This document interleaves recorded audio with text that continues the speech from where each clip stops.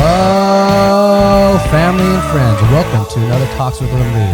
This is available to the billions on YouTube in 4K and available on Pandora, Google Podcasts, Apple Podcasts. It's traditional that you stumble this part. Yeah, CastBox, Podchaser, and so many other platforms. I'm a software engineer. I'm your host. I'm Liem, and I bring the oh wow, I did that really backwards. I bring this perspective of a software engineer doing that for about 2 decades. And today, my sidekick is Emmett Morgan. I am a local Las Vegas realtor. I have a degree in accounting, and I am friends to all crypto enthusiasts. I'm a friend to the crypto lover. Is that fair to say? Yeah. Yeah. Okay. If you love crypto, talk to me. I will tell you not to gamble. We are lucky. Liem has connected with a cryptocurrency expert. I would call him an expert. We got a dude named Superphiz. Superphiz, can you explain to us the world of cryptocurrency? No, I'm just kidding. What is your role in the cryptocurrency world? What do you do? Hey, yeah. So I'm Superphiz. I try to avoid fancy titles, so I don't like to think of myself as anyone special, but I call myself the Beacon Chain Health Consultant, and I organize a group called Eth Staker. We are a group of 7 people and a community of about 40,000 people. Wow. Who work to improve access to staking on the Ethereum Beacon Chain. Awesome. So we spend 3 hours talking about ETH 2.0, and then the audience, if you're involved in ETH currently, ETH 1.0, you may want to listen to this because ETH 1.0 is going to merge into 2.0, so you could understand a little bit more about it. But we do talk a little bit more about staking and mining, futuristic thoughts on cryptocurrency, blockchain. Actually, I jumped to the end already, but then before that, we talk about why ETH staking is important, the community, the diversity of it, and yeah, Superphiz is a wealth of knowledge that for the average person, we don't get a window into this deep of a level of the cryptocurrency. Not just the community, but what's going on with cryptocurrency. You know, we see things in the news, we see market movements, and we see prices moving around, and we hear about NFTs, but we don't understand this stuff as well as somebody who's doing it all day, every day. So it's really cool to talk to Superphiz and dig in here. And then I think there's a part about dick pics. Yeah, audience, stay tuned for the dick pics. No? Great. Damn it. So, do you need it? What was that? Do you want it? Only the drawing, not the actual. I'm confused. Are we serious? Or are we? Okay, hold on. I actually, I was looking for this during the episode. I'm gonna find it. You gotta do a bloopers at the end. No, I think I'm gonna keep this at the intro. I got it. Oh, Lordy. So that's printed out. I had one. You delivered the goods. At this So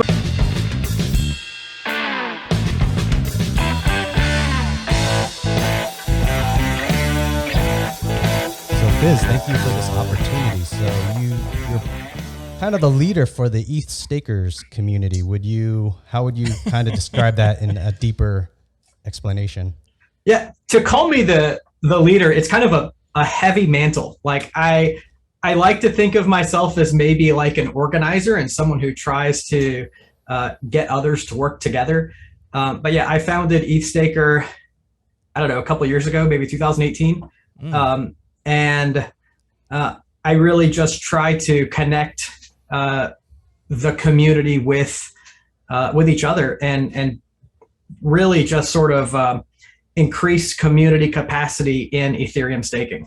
So the goal behind this community is to organize everybody that wants to transition to proof of stake on Ethereum. Is that the goal? Yeah. So proof of stake is going to happen no matter what we do. Right. I came around here because I was an original staker on the Ethereum One network in 2014-15, and it was very much a every man for himself kind of thing. And with proof of 2014, 2015?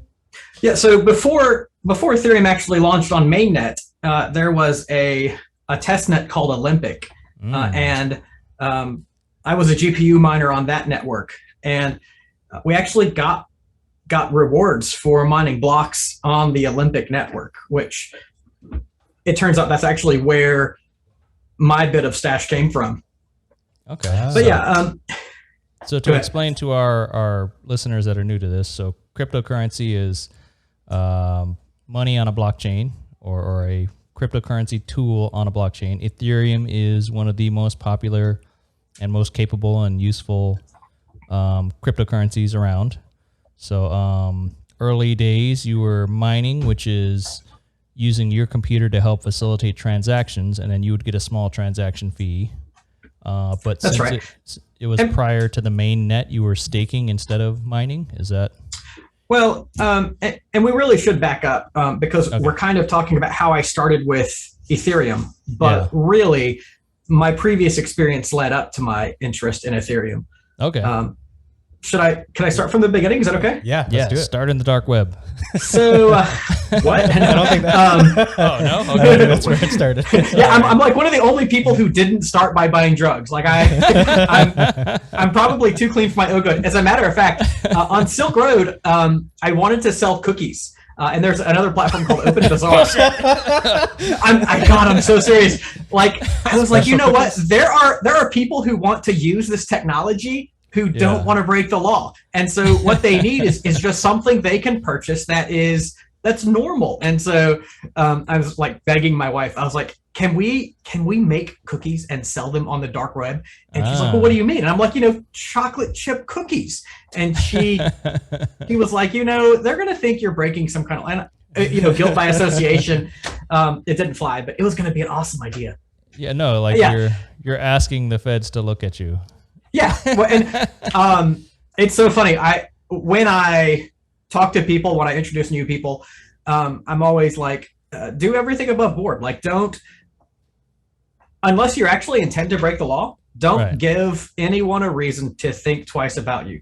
Pay your taxes, encourage others to pay their taxes, be an honest, open citizen on the web, because you really don't want to give anyone a chance to wonder about your motives. Yeah. Fizz is a good dude. We know this. I mean, I'm not. I have my faults, but I do believe in the greater good. I believe in community. I believe in caring for others. I believe. So it's funny. I don't believe in the religious concept of karma, but I believe in like a literal concept of karma where we should all do good things and expect others, or assume that others will do good by us. Right. Good vibes will attract more good vibes. Yeah, I believe that. I'm comfortable with that. So for the record, none of the three of us is a financial advisor. This is not financial advice. This is our opinions and observations about a growing asset class called cryptocurrency. Yep. Is that okay? Clear. That's fair. Yeah. Now we can say whatever the fuck we want. So bye, Safe Moon. No, don't. No. Fuck Safe Moon. And sorry. I always joke that I'm a 60-year-old. Like I love to exaggerate my age. And it feels like I have, even with friends, been dealing with troll comments for so long that like it just loses amusement at some point. Like in my private group with my local friends, they're like, BitConnect, and I'm like, oh God, like it's not even funny anymore. Just please stop. But it's never old for some people. I tell you, it's funny. If you really were an old man trapped in a young body, you would have sold butter pecan cookies, not chocolate chip, and not use cryptocurrency. Maybe that's why my idea failed. Okay, so to rewind it back to your totally legit origins. Yeah. Sorry. Okay, so it all goes back to my great-great-grandfather. Wow, not really. I'm full of shit. Okay. Just kidding. Growing up, I've always been a collector. As a kid, I was into comic books. I've always, I was like a kid, anyone else, like I dreamed of like having, millions of dollars. And I've always been a tech enthusiast. I remember seeing 286 like the very first, like these were DOS machines way back in. Is that an the Intel 80s. processor? Is that what you're talking about? Yeah, Intel i286 processors, way back when. Oh, I guess they're 8286 processors. And so I would see those at other people's houses, and I got very interested in them. And I ended up getting like an Amiga 500 computer. You had processor envy? Yeah, I'm so so I mowed lawns. I mowed lawns when I was like 11, and I knew this lady whose husband, he was in the military and he was away, but he had a computer, and I would always like ask if I could come and check it out. We played Oregon Trail in the library at school. Yeah. But I was obsessed with those. So things like collecting things with money, and even then I was a miner. I was a hole digger, and so I've always been some kind of miner. Yeah. So fast forward to 2011, I was working as a counselor. I have, spent my nights on Reddit, on Slashdot, on Hacker News, and I saw an article. It was like, it was on Slashdot at that time. Bitcoin currency revolutionizes finance, or something like that. Mm-hmm. And I remember at that moment, like, I froze. I was like, just the word Bitcoin said everything to me at that moment. And so I read the article, and I didn't do anything else that night. Like I just dove as hard as I could into Bitcoin. I didn't have powerful hardware, so I set up a miner on whatever computer I had. It didn't do any good. Like there was no value to it at all. But I wasn't spent the producing enough to make you any Bitcoin. Okay. No payout at all. So even back then, was it ASICs based? Like, would you need? No. Okay. So the first generation was CPU mining, and the event that triggered the article that I saw was the first GPU miner. Then it was called PockleBM. It was a Python OpenCL Bitcoin miner. Yeah, PockleBM. That's right. And it was kind of a big event, and I was running PockleBM but without a GPU. So I was doing this for like 6 weeks still, as I'm reading and like trying to get more into it. And I was like, I'm not getting any coins, and I didn't really understand why. I want my Bitcoins. And so at some point I decided that I should, my credit card was run up, and I was like, I have to get a GPU. And so I purchased a Radeon HD 5830. You can see my first 3 GPUs are framed on the wall now. Oh man, we should do that with our GPUs. Yeah, because we don't know what to do with the old GPUs. GPUs. It's just stashed in a box. If you have like a couch that isn't level, you can really shove a GPU under there, and it'll prop it up.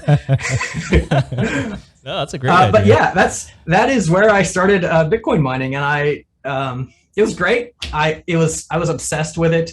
I didn't really have money to put in it, and Bitcoin didn't really have any value.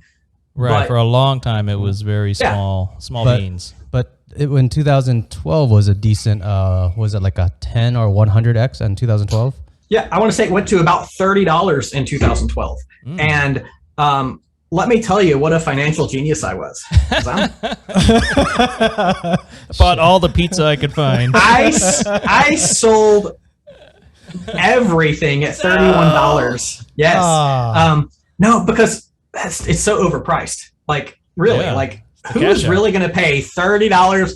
Only some sucker would do that, because I was mining at $2 and $3. Yeah. So I paid off my credit card, and I was sitting pretty. Like, damn, yeah. I was proud. I was proud of my victory.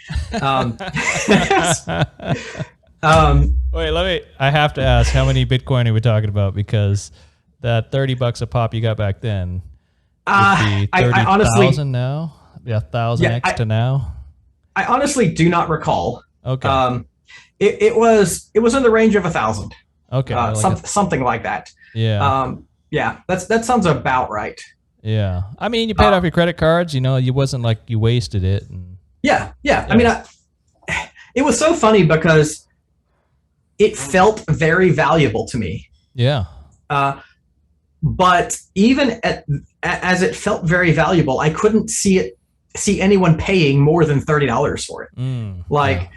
It never. Who's going to pay that much money for a digital token?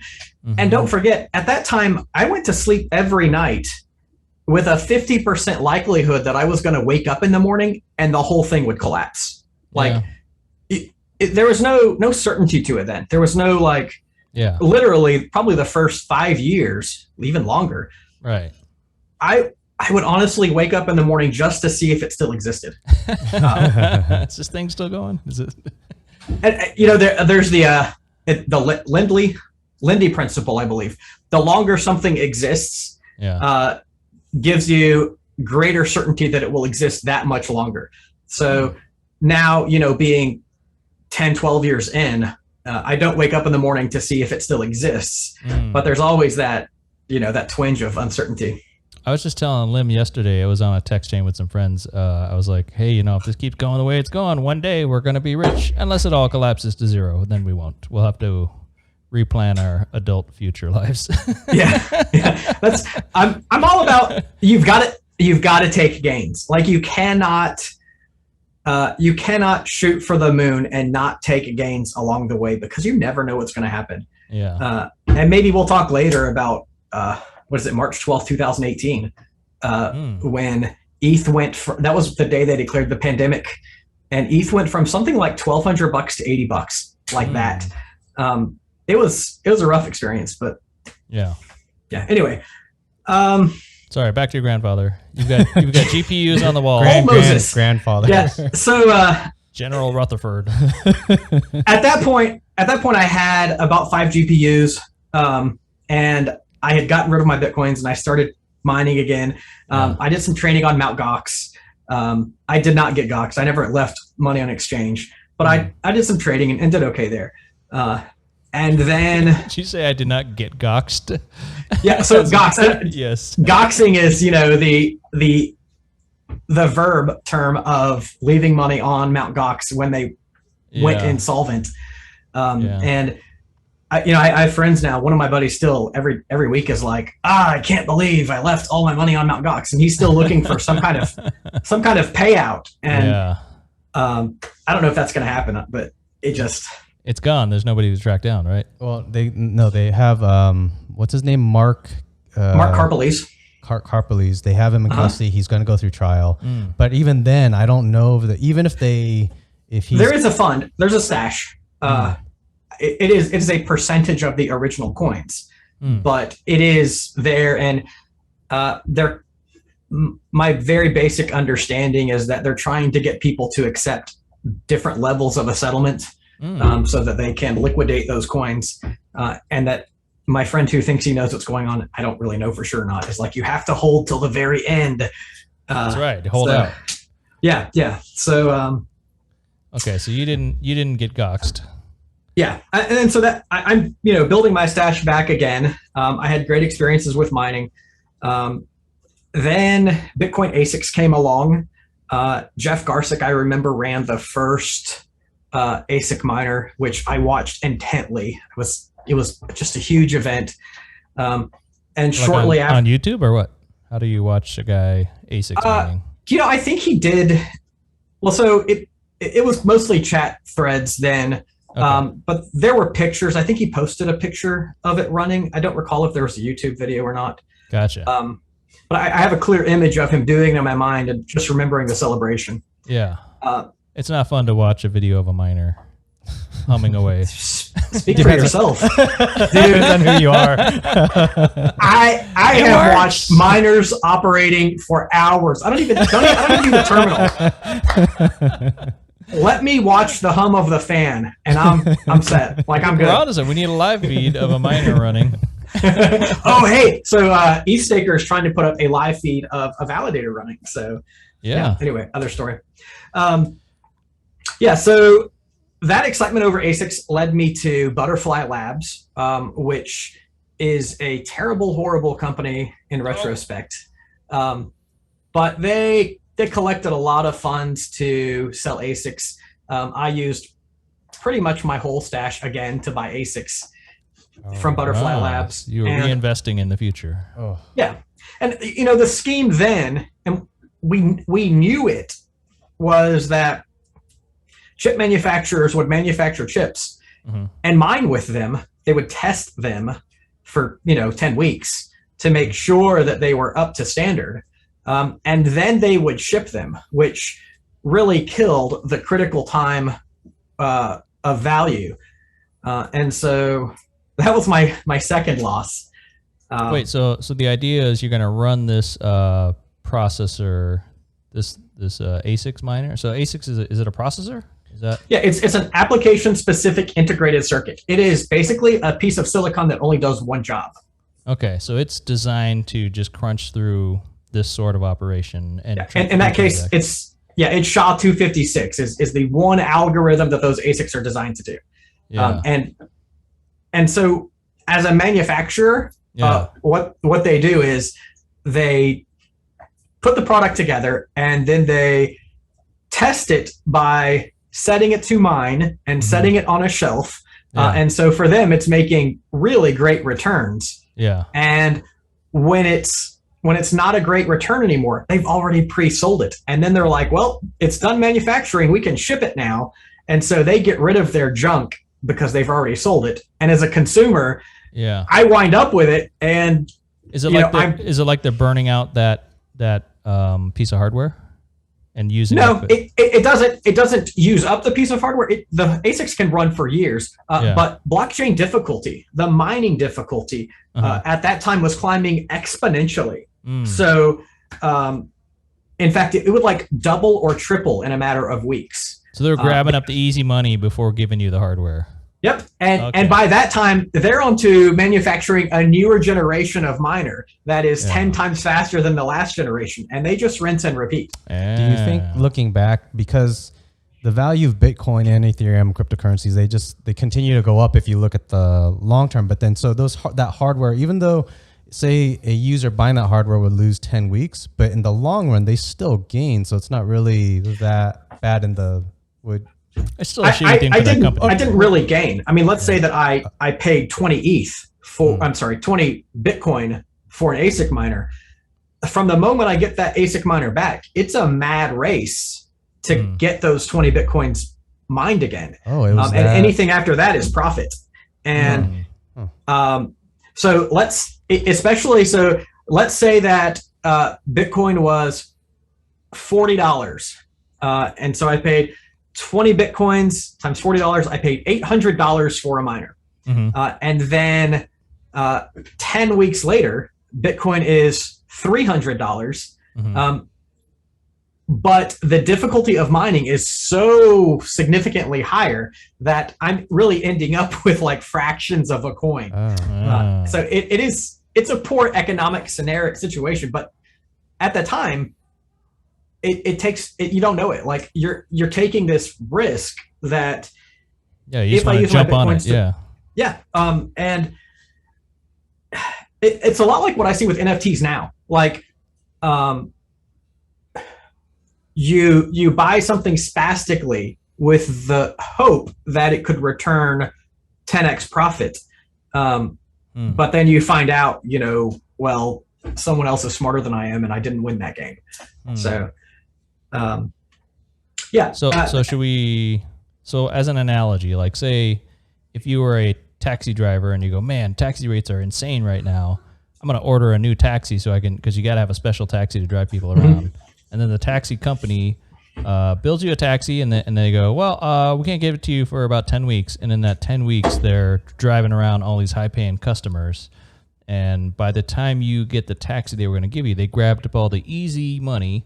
And then now, and when you get your taxi, things are more difficult and less profitable by the time you get it.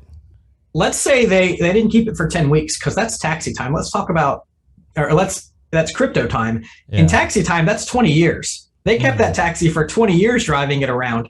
And when they gave it to you, fuel efficiency standards had changed. There's not really any significant value to it, but you've paid for it and now you've got it and you're going to try and squeeze your value back out of it. Right. You got this thing that only does taxi rides. You got to use it. Yeah. Gotcha. Is that a helpful analogy, or am I complicated? No, that was great. That's perfect. They sucked the value out of the resource before they delivered it to the customer. Yeah. That's so, and I believe they went on trial for that. I know the company is dissolved, and there was quite a bit of hate going on. So that was the second time you almost got rich on Bitcoin. Is that? I mean, you know. I don't mean to give you a hard time. I'm just trying to. No, I don't. So, it's awkward for me to talk about like in terms of getting rich, because one man's rich, another man's rich. Like, it's another time that I would say I say I blew my stack. Like, that's definitely the second time I blew my stack, and it has happened again since then. The story continues. At this point, I'm in love with what I'm doing. The taxi crashes into helicopters. People at work are like, dude, shut up. Nobody cares about your stupid computer crap. Yeah, whatever, bro. I'm like the dude handing out private keys at work, being like, hey, man, check this out. And they're like, dude, just take it, please. Just go away. I'm trying to watch the baseball game. My Facebook friend count just falls every day because like every day it's the same post. Like, please check out. At that time it was Bitcoin, and like, block, mute, So you know, 2012. Go ahead. Can I jump all the way back to, was it 2011 when you discovered that Bitcoin article? Yeah. So it was love at first sight for you. Yeah, definitely. What do you happen to remember? Kind of, was it a technological? I mean, the word Bitcoin, but what was going through your head? Was it you thought of decentralization, or what do you remember? What was so appealing? Yeah. Yeah. It for me, it's.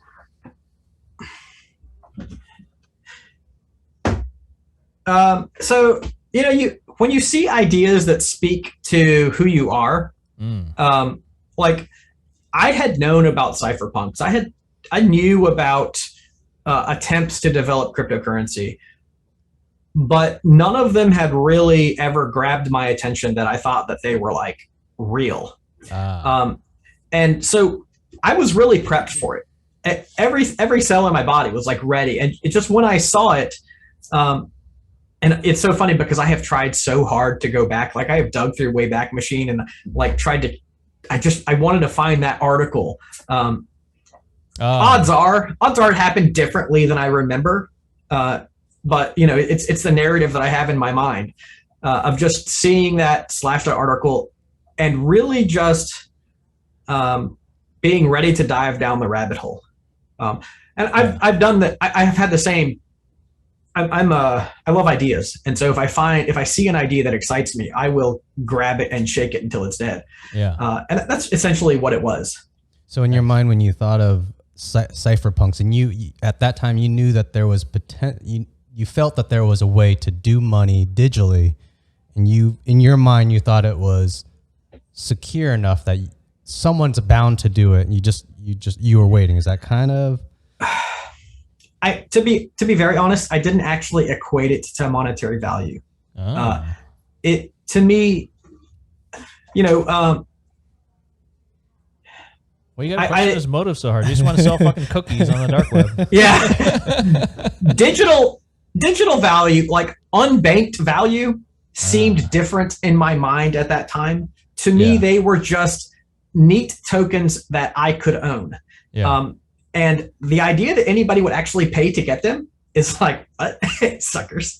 Yeah. Like I valued them, I coveted them, but I didn't actually equate that to money. It was more of digital value, like having an MP3 of a song that you really like. Like, yes, that's digital value. It wasn't. I wasn't able to put a price tag on it. Let me ask you a related question that might. So in the early 90s, there was a new comic book company called Image Comics. And I have a stack of Image Comics and, you know, those cards that, I don't know, you were collecting and put them in sleeves and it had the characters on them and stuff. The Marvel, the Image, I was all into that. Are we the same age? I'm 44, yeah. So 43. Yeah, hey, looking good, Biz. Looking sharp. Best looking dude in the room. No, but so are those worth anything now, or does everybody have them? I have no idea. Like I have a bunch of those in my like keepsakes box. Yeah, because I think if I take it to the comic book store, gonna be, oh yeah, I'll give you $10 for that crap, right? And I'll never know. Yeah, I don't think they're worth $1 million or anything, but is it worth a couple $100? But so that is, if they're important to you, if they're valuable to you. No, not even remotely. Yeah. Okay. If they were, then it would be difficult to put a monetary value on it. Like, yeah, it would be difficult to say, are they worth $10 or $1 million? Well, I don't know. I just like them. Yeah. And to me, that is what early cryptocurrency was. I don't know what it's worth. I just like it. I just like that idea. And there's some value in each thing. Yeah. Around what year do you think your mental definition of decentralization change? Or wow. So I mean, if you end up saying like 2016, then let's continue the story. Then we'll jump into that topic later. But yeah, sorry, you have an exciting story, so I keep derailing you. I can't remember because it's been an ever evolving topic in my mind. I'm always for me too. Yeah, and I'm like, oh shit, am I gonna spend 6 hours on my backstory? I'm gonna zoom up. Okay. Sorry, I won't interrupt. So, I'll be quiet. Yeah, go ahead. So yeah, I'm humming along doing. I did the altcoin boom of 2012. It was great, whatever. And then, I'm on Reddit and I see this post by Vitalik, and it's talking about Ethereum. Mm-hmm.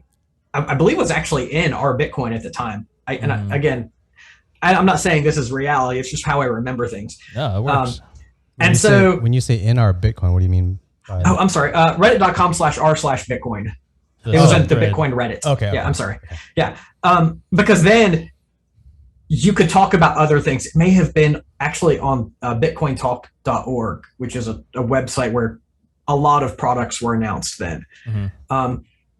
And I read, I recognized Vitalik's name, but I didn't know much about him.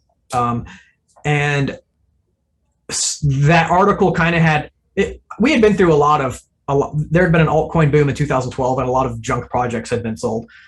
But reading his description of Ethereum, it again, I had that trigger, and I went to coffee with my friend Patrick like the next couple of days, and he berates me over this because what I said to him was, there is this new project. It is called Ethereum. I have no freaking idea what it does, but it is definitely the next big thing. Nice. And he was like, you have to break it down. You have to explain it to me so I'll know whether or not I should invest. And I was like, but I can't.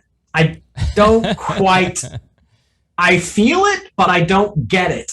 And that was actually a long time. Like, it took me a while to understand smart contracts because the descriptions of them were so analogous to the real world and there was nothing like it in cryptocurrency before. There was like was it BitShares or something like that, or Mastercoin. There was some shit like that I tinkered with, but again, at the end of the day, I'm still just a user. Like, I don't get everything.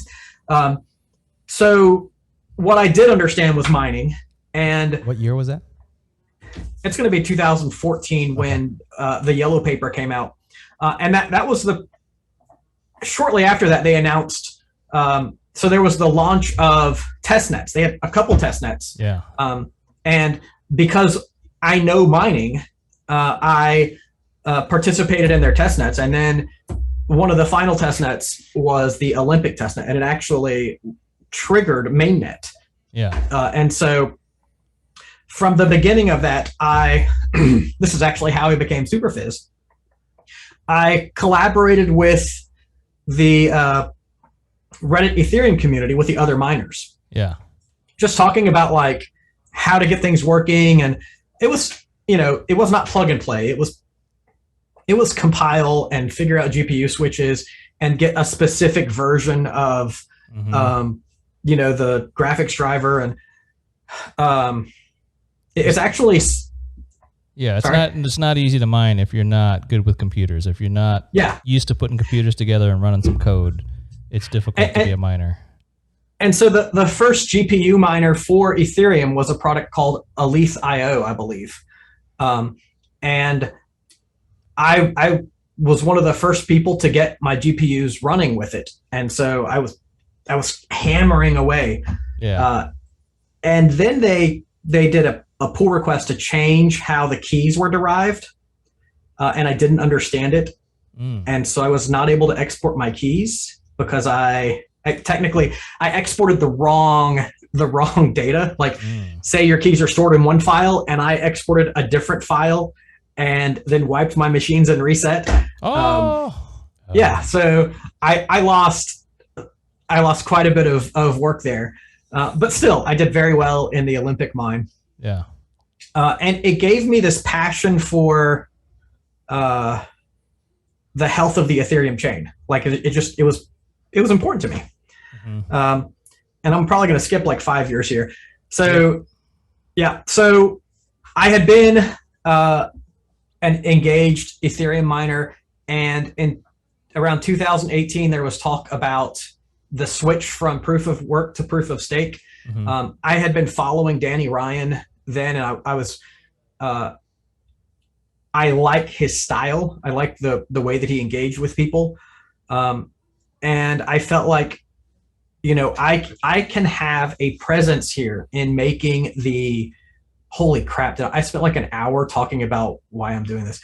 I felt like I can be a force in promoting the health of this beacon chain network if I just step up to the plate and give people the opportunity to work together, because that's really all they need. They need an opportunity. They'll do it. They just won't do it on their own. And so that's kind of where I began. Yeah, no, Liem asked. He wanted to probe your moral. You're like, my question was 3 words, and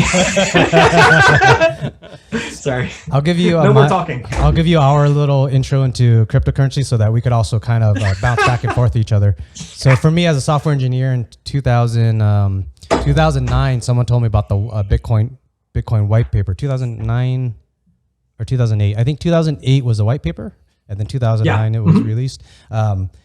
I was a junior software engineer. I didn't understand RSA. I didn't understand SHA-256. So at that time, as a junior programmer, I was like, no, nobody could do this. I'm not going to invest in that. Nobody could secure this. It's going to be hacked easily. Forward to 2016, a friend of mine at a pool party just said, I'm going to make the story, try to make it quick because I've said this story like 5 times throughout my podcast. 2016, some friend at a pool party said, hey, what do you think about Ethereum? I'm like, what's that? He said, it's cryptocurrency. And I said, oh, Bitcoin? And then he's like, well, check out Ethereum. And that was 2016.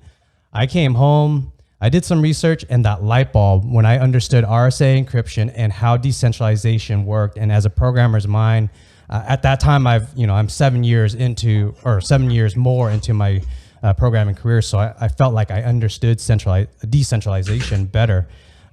Even then, like we mentioned earlier, the idea of decentralization will evolve in our minds as we understand it more and more. So at that time was the first phase. I told Emmett, 2016, I'm like, Emmett, I think there's something here, man. I think we should try to put some money in or do something with it. So we went to, I think we talked it over a few hours. I think we spent like 2 months talking about it and like researching and mulling it over, and you'd see each other at dinner, and then the next night you're like, well, how about this? Oh, it looks like Microsoft's doing something. Yeah, they had the Azure servers. That which had I think Ethereum preloaded on it or something, or could have preloaded.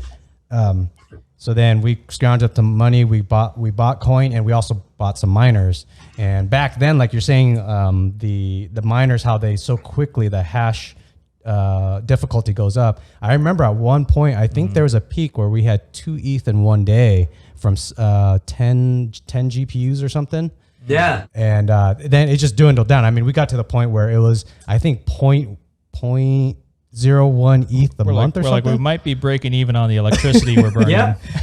And you're like, hey man, do you want to give me $50 for electricity this month? Because maybe next month we're going to be able to profit on this, but I don't know. Yeah. Well, the weirder thing here in Vegas is we're running 10 GPUs in our house, and then in the summertime, these things are pumping out heat inside our house. Yeah. So now our air conditioners are pumping harder to cool off the house. So it becomes a weird thermal cycle operation. I found that families really love that. Like,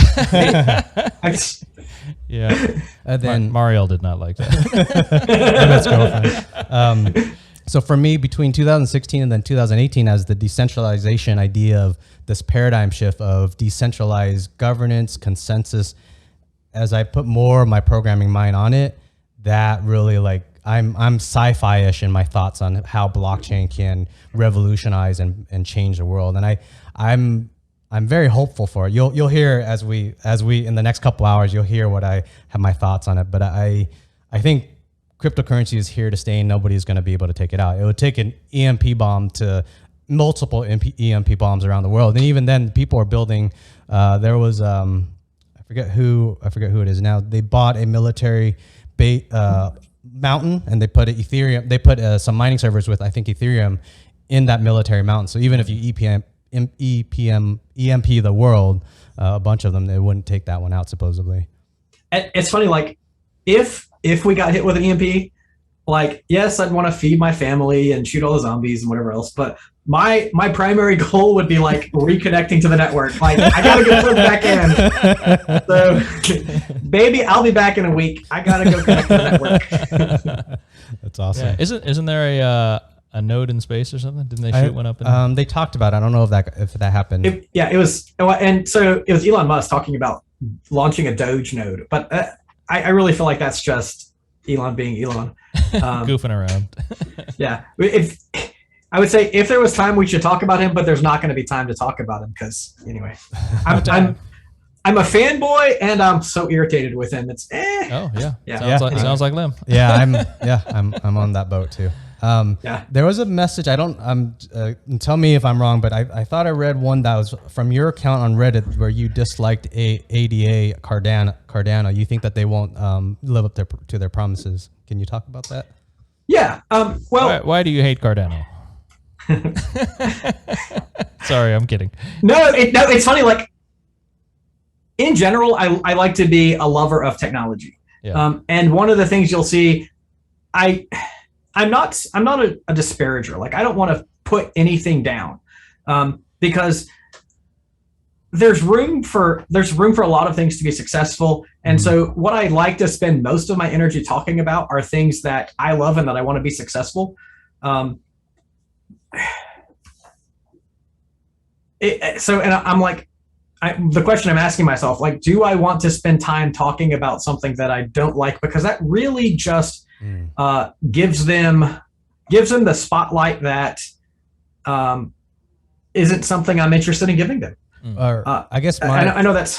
I guess from my perspective, I think, especially actually, I've already watched some of your podcasts before and some of your state of the steak. State of the steak, or that's right. And I get a certain opinion and or feel for you that you do seem like you want good for all. You get I think everybody gets that feeling when they watch you. So when I read the Cardano thing, so there's two sides. I think that you're good-hearted, and then secondly, you're also, I think from your time in the ETH staking and mining and whatnot, your technological experience combined with the being a good dude.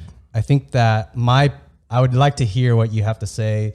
I guess in the sense of, is it what you have to say against Cardano? Is it good technical analysis, or is it just opinion, or is it? Yeah, let me rephrase the question then. So we all think Ethereum is badass and it's going to be the strongest coin for the near future here, and the most capability and the most usable and excellent cryptocurrency. So Cardano is trying to do something very similar. That's also proof of stake. They've been a long time in the making, and they're a different approach, but a similar product that they're trying to make. So what do you think? How do you think they're going to fall short compared to Ethereum? What makes Ethereum stronger? Yeah, I want to try.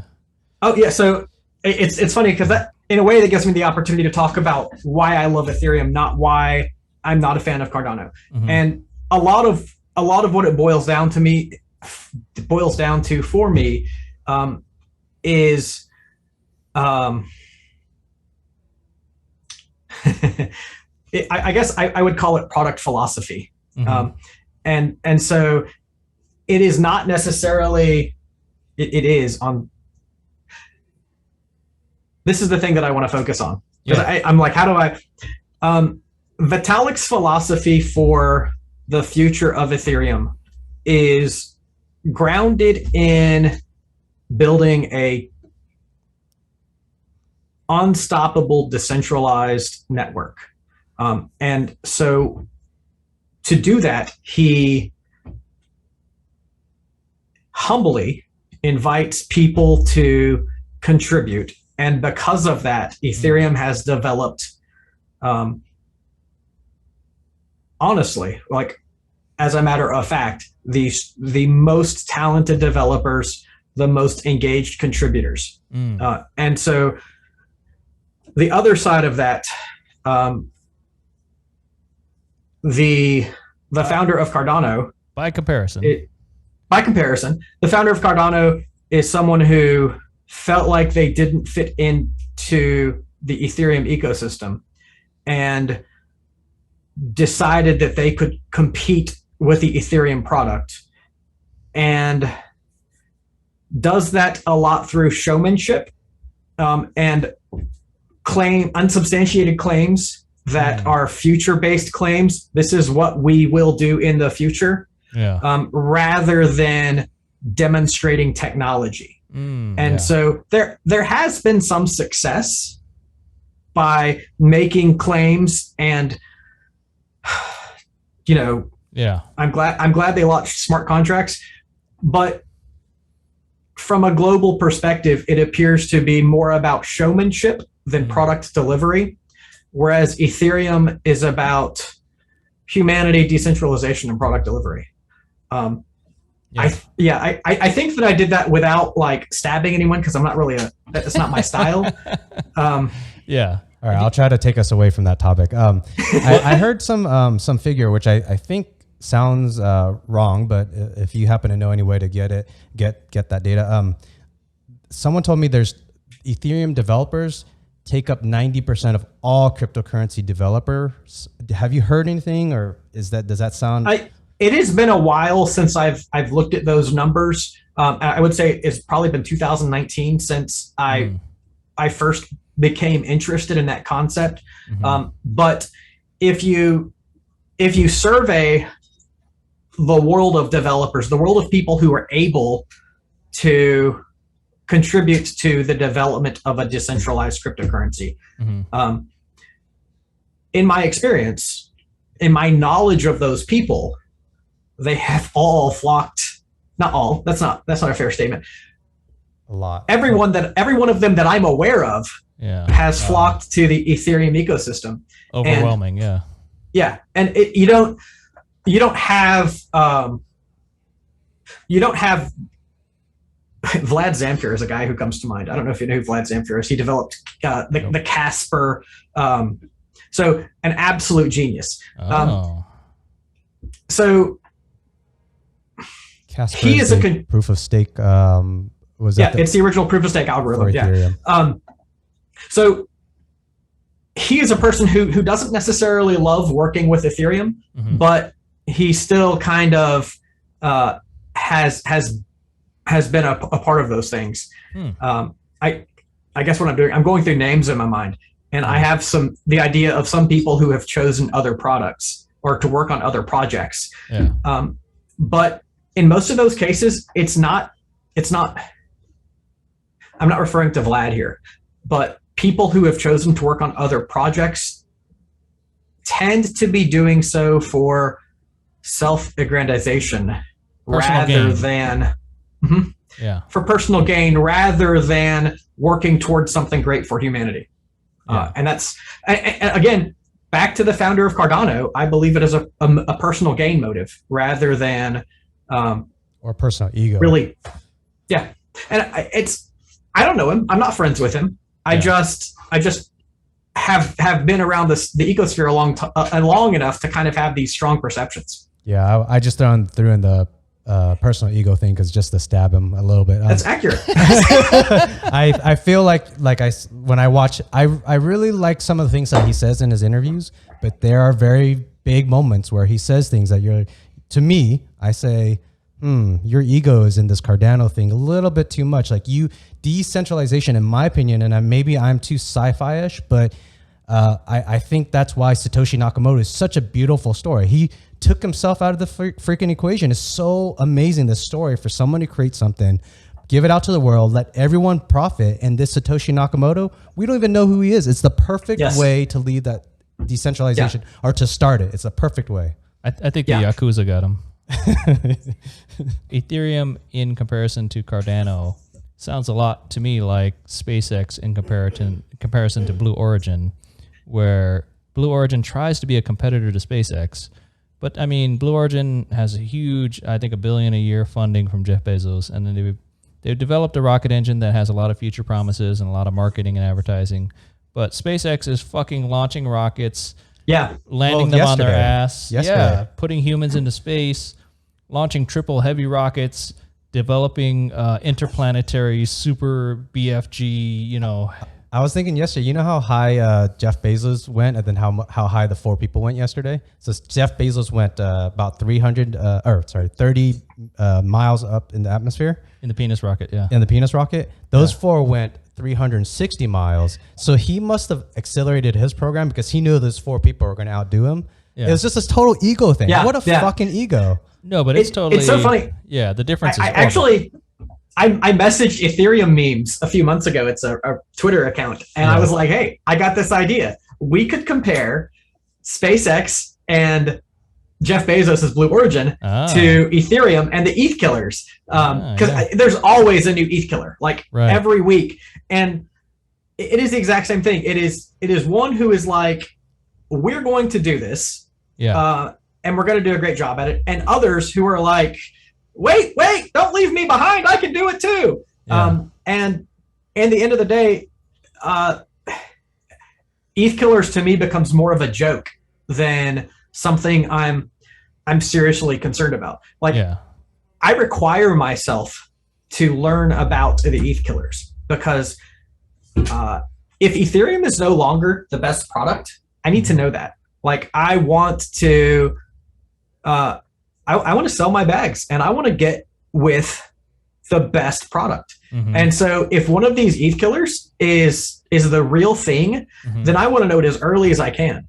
And I used to take that very seriously. And now it's like, all right, let me read their paper. Let me see their claims. Let me see, who's behind it, what their philosophy is, how it's organized, what the chain looks like. Yeah. And it becomes so easy to be like, definitely not an ETH killer. The one that we thought might have a chance a couple of years ago was Eternity. Is that the one that was EOS? EOS was looking to be a platform coin. But I knew EOS was centralized. I was hedging there. To me, I think of these investments as categories. There's the you could say Bitcoin store of value. Monero to me was a what's the word? Anonymous privacy coin, and then Ripple was a centralized way to work with government. And I don't like Ripple, but I put some money in. It actually at one point was my highest gaining profitable coin for a while. And then also I picked EOS because I thought I was hoping that would be maybe if the government doesn't like Ripple, they might go to EOS. And then EOS, I would hope eventually governments would say if they liked EOS, they could years later they would go to Ethereum. So I kind of categorize my pillars of investment. I have this weird philosophy that I tend to put my technological beliefs ahead of my desire to gain money. And so I'm far more likely, so I actually like Monero. Out of those projects you listed, I think Monero is pretty legit. I don't hold any, but I have in the past. I sleep so much better at night when I feel like my investments are in products that I think are going to go the distance. And then if I see something that so Ripple is a great example of this. People invested in Ripple, I believe, because they thought they could make money, not because they thought it was a strong product. It's not really, it doesn't really have the chops to change the world. It's just a potential moneymaker. And so for that reason, it never appealed to me. But when I see a project that is we aim to improve the quality of the cryptocurrency ecosystem by reaching this goal, and it's going to serve these people, then I'm like, I'm interested. Let's see how that works. Yeah. Now we're talking. Yeah, I agree with the Ripple thing. I thought just it would be the banks that would take on Ripple. So it wasn't, yes, it was for me monetarily to want to make, motherfucker. Yeah, to make some money. But I view it's not wrong.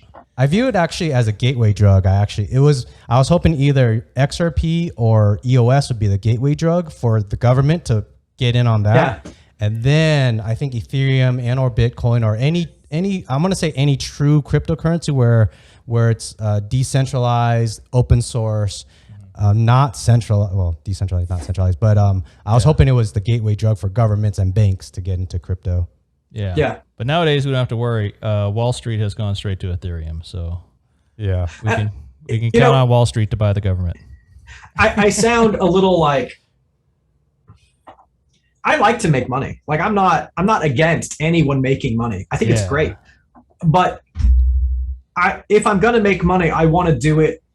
I would rather make less money with a project that I thought was right-minded than make tons of bags on a project that just didn't make sense to me. Yeah. Like you'll never catch me like buying something that doesn't make sense if I believe there's going to be a pump tomorrow. Mm-hmm. Like I'm like, good luck. I hope it works out. It makes better sense to me. I was going to say for both of you, is there any, because we could probably talk for fucking 3 days, but so is there any topic that either of you wanted to make sure we covered during our time? I think for Fizz, I would imagine we want to talk about the ETH staking a lot more. Yeah, that's important to me. Let's get into staking. Yeah. Okay. So Ethereum is transferring from proof of work to proof of stake. Where are we currently at in that process for the layman? Great question. Yeah. So right now, everything in Ethereum continues to operate on the proof of work network that we have known since 2014-15. Yeah. But alongside that, there is what we know as the beacon chain, and the beacon chain has been running since December 2nd, 2020. So about 10 months now. And there's no value on that chain. It runs alongside, so totally separate, but alongside the proof of work chain. And there are 4 implementations of the client. This is kind of a big deal. Yeah. So to make this chain work, rather than having the official Ethereum implementation of the beacon chain, mm-hmm. what the researchers did was ask anyone who wanted to participate in creating their own version of the client. And so originally there were like 9 or 10 different groups who were developing a client. And at launch, we have 4 launch clients. They are Lighthouse, Nimbus, Teku, and Prysm. Mm-hmm. And so those are the 4 beacon chain clients. And I will talk about them a lot. I talk about them all day, every day. They are different than if you've ever run Bitcoin, you have Bitcoin Core. And that is like essentially that's the manager you're going to run if you want to manage Bitcoin. I would say practically every other product that you know about has one wallet, one miner that was created by the developers and distributed. Mm-hmm. The beacon chain is different than that because they want to establish a protocol that can be adopted by anyone. And so rather than just creating a wallet and saying, here you go, they're building from the ground up an entire protocol. And these 4 implementations are implementing that protocol in a client. So and are those 4 entities, are they like, for me to understand, is it like a software developer house and they're running their mm-hmm. version of the software to facilitate the proof of stake network? Yeah. And so they are development shops. So, for example, Prismatic is its own company who develops the Prysm client. Yeah. Teku is developed by Consensus or a group within Consensus. Mm-hmm. Nimbus is a small group that is focused on developing a compact version that they will eventually probably license to like people who develop toasters, and you'll have a validator in your toaster. Oh, good. That oversimplification. Yes. And and Lighthouse is developed by a company called Sigma Prime, who is very involved in the cryptocurrency space. And so Sigma Prime has a development group called Lighthouse that develops the Lighthouse client. Gotcha. And so they're not competing. They're all working together using different programming languages to reach the same goal. Yeah. And so what you end up with is a network that has 4 different, let's call them races, or 4 different species who communicate with each other and hope that everything works out. Mm-hmm. And anytime something doesn't work out, it means, hey, something's wrong either with that implementation or with the protocol. So let's go back and look up and find out what broke. Fix the bugs. If it's an if it's an implementation, we can fix it. Yeah. If it's the protocol, we can fix it. And then what you end up with is this extremely well-defined protocol for the way that the beacon chain can work. Yeah. That robustness is likely to last 50 years. You're not really going to find that in any other project. Like, they just aren't doing those things. So that is my excitement. And so the beacon chain that's currently running alongside the proof of work, is it processing the same transactions or is it? No. Okay. Right now it's not processing any transactions. It is, it's basically building this backbone of blocks. Mm-hmm. And what we're looking forward to is an event called the merge, when the transactions that exist in the proof of work chain will be packed rather into proof of work. They'll be packed into the proof of stake chain, and they'll just shift custody. And so these people who run validators at home, they will run an ETH1 node and an ETH2 node on the same machine. And the transactions that are picked up by the ETH1 node, rather than being packed in blocks by ETH1, will be packed into blocks in the beacon chain. Okay. Sorry to cut you off. I was dying to know. No, I'm sure we have a lot of questions, both of us. So what would 2 questions. What's the motivation for Lighthouse, Prysm, Nimbus, and then even before that, was it the Ethereum Foundation team that did they kind of like make a protocol of this proof of stake and then just tell these 4 or those 9 that started out and said, hey, this is what we want, and then you guys program it to that? What's the actual details? Or yeah, that was a very long process. It was probably 3 years. I want to say it began in 2017, 2018. The original design for proof of stake was a smart contract that held 1,500 ETH, and it never really made it far past the drawing board. They restarted that effort when it just wasn't. After researching, it just didn't have the chops to make the cut. So they were like, well, that's not true, because that's 1,500 ETH deposit was too much for average people to be able to participate. Well, they went back to the drawing board. If I remember back then, ETH was like less. I think it was like around $20 a coin back then, because I think I remember them talking about the proof of stake, but it's still $30,000. Well. Yeah. 30 ETH at today's price. it wouldn't have allowed for enough decentralization in the network. Because what we want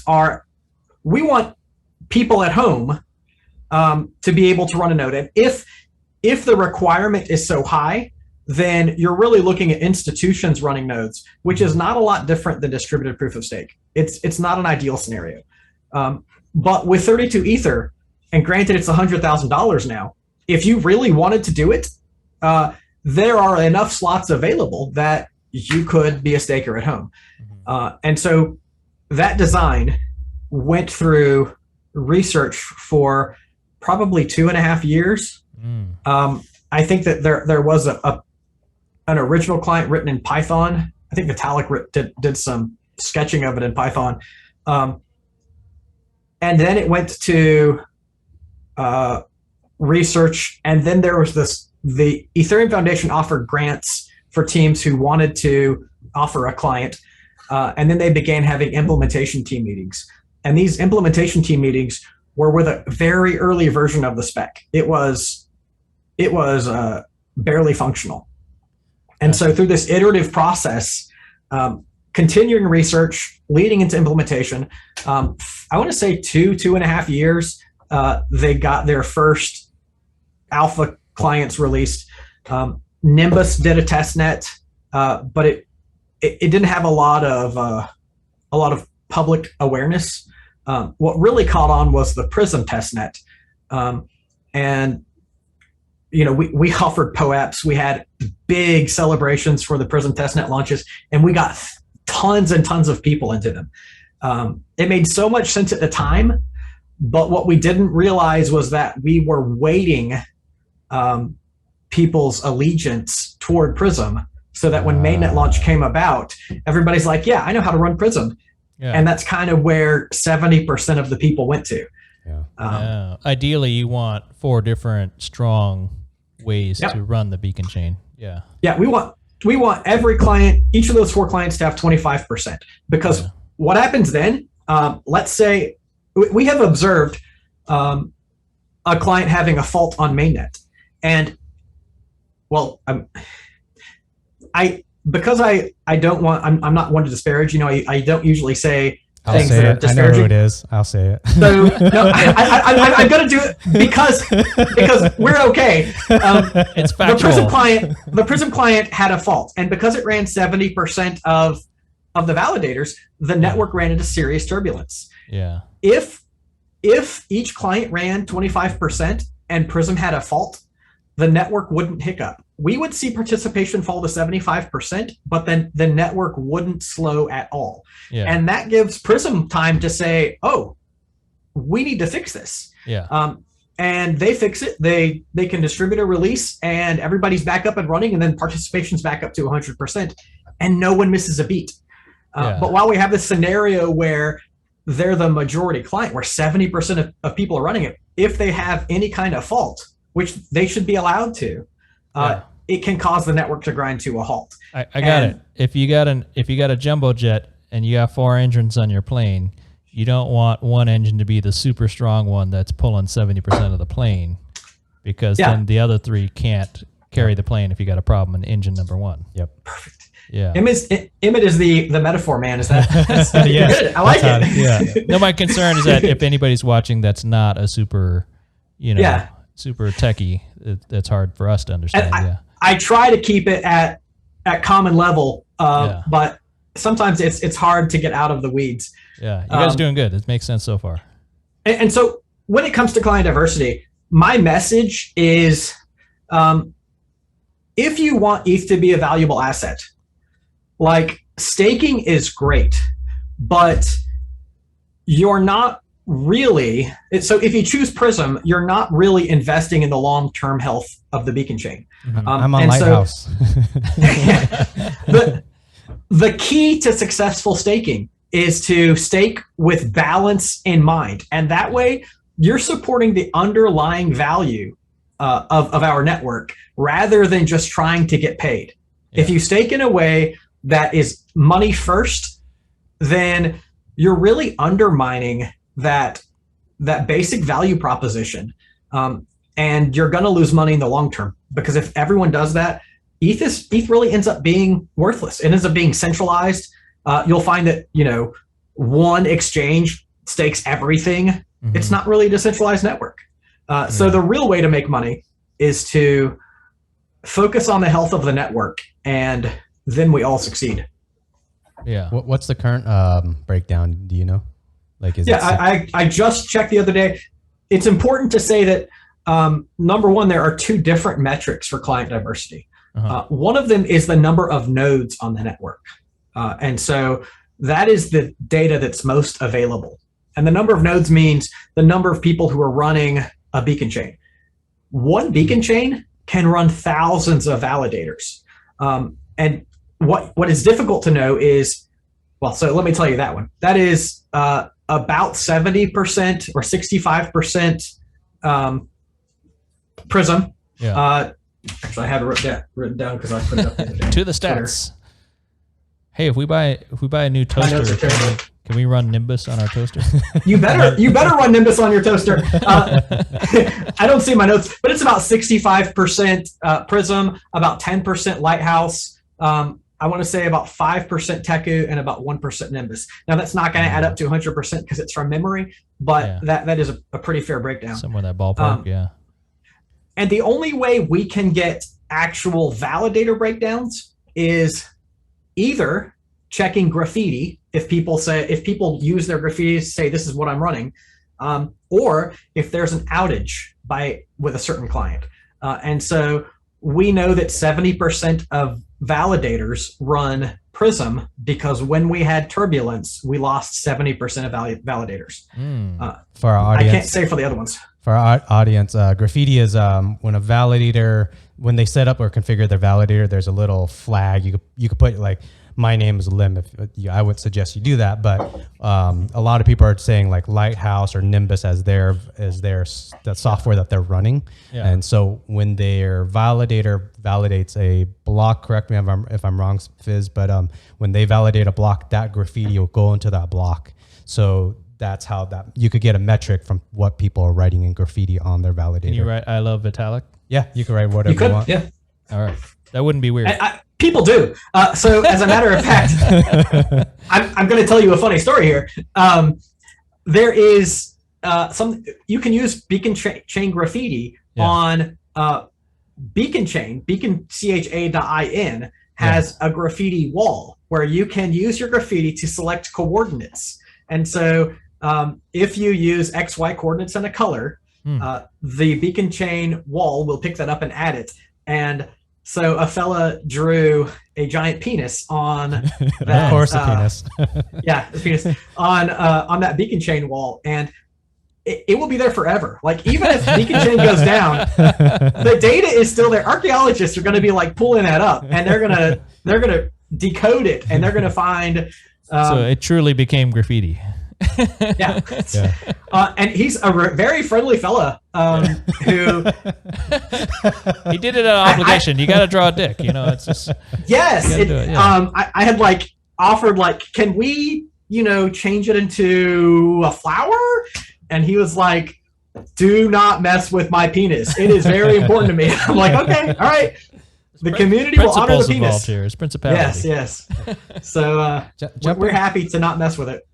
Jumping back to that 1,500 ETH and 1,500 ETH to stake back then, as the was that Prysm was doing that? It doesn't matter. But my question is, no, that was before any of the implementations had ever been developed. Yeah. I guess my train of thought, and I don't really have exactly a question. Maybe if you guys just want to have input on it. So Stupid question. I want to kind of like think that these developers or the people working on this Ethereum protocol, the Ethereum Foundation group, and all the decentralized people around the world work on it. Imagine the economy that they would have had to think about when they thought about doing 1,500 ETH per validator, and then for somebody, probably a good amount of people, like you said, they thought, well, 1,500 ETH is way too much. Let's bring it down to the 32 ETH, because someone has to think about the economy of 1,500 ETH could go up to the point where it's $400,000 for that ETH, and there's not enough diversity in the ecosystem. Mm-hmm. So, well, if you make that number too low, then you're gonna have all these dick drawers coming. Yeah, it's not really as related to money. It's really a technological constraint of chatter on the network. So the more individual nodes you have on a network trying to communicate, the more chatter there is. And that's more processing and more bandwidth. And a truly decentralized network to have, right now I believe there are 200,000 validators. That's probably not even I haven't looked in a while. To really coordinate that many computers to interact with each other, it's no small feat. When 1,500 was the goal, the research agreement was that we can't support this much chatter on the network. It required streamlining of those validator votes to increase the number of validators that could be active on the network. So they're not saying, if ETH is $10 and it's 1,500 ETH required, they're thinking, how much chatter can the network support and still function so that we have as many participants as possible without breaking? That makes sense. So you want a decentralized network, but if you decentralize it too hard, then you get inefficient. So staking itself, the goal is to make the mining a little more efficient than it traditionally was. And so you have competing. Yeah.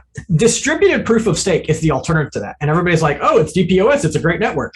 That sacrifices true decentralization. They pick 21, whatever, 40, and sure, it's easy to communicate between them because it's a tiny network. Yeah. And you might think that you're staking, but really you're just giving someone else your vote.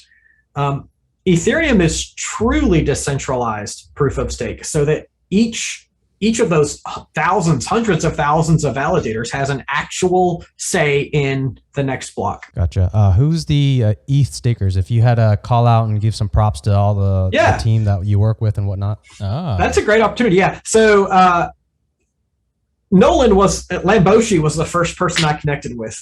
We had been in it was actually in the Prysm chat, I think, where we connected, and we both were running similar hardware. We're both running these giant infrastructure servers to run our staking nodes. A massive overkill, but we didn't know then. And so we connected on that. We're like, hey, you want to be staking buddies? Sure.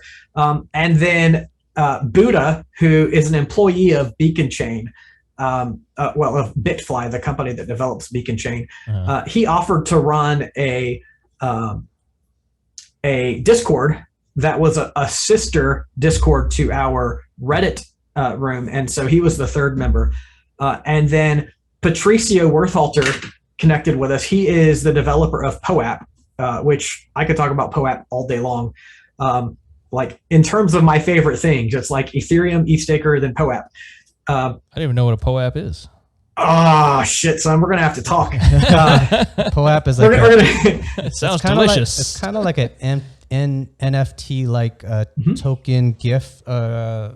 Like you get like a reward. Like if you show up to the state of the stake event, they could have a episode 30 state of the stake, and you get a pin on your account. So it's just just a reward. A digital prize. A digical prize. Yeah. Yes. Okay. And it's so I like to call them grown men sticker collections. Yay.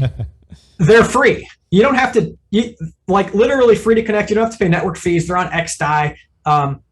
You just really do something. Your talks with Liem, that would be perfect. Like you would just have that, and you would give out codes, and people would claim them, and you could identify your user base. People could show affiliation with what you are. Yeah. It stood originally for proof of attendance protocol. Okay. But it really evolved when COVID started to something more like proof of action protocol. Yeah. And then the acronym was just dropped. POAP is POAP. It is its own thing. Yeah.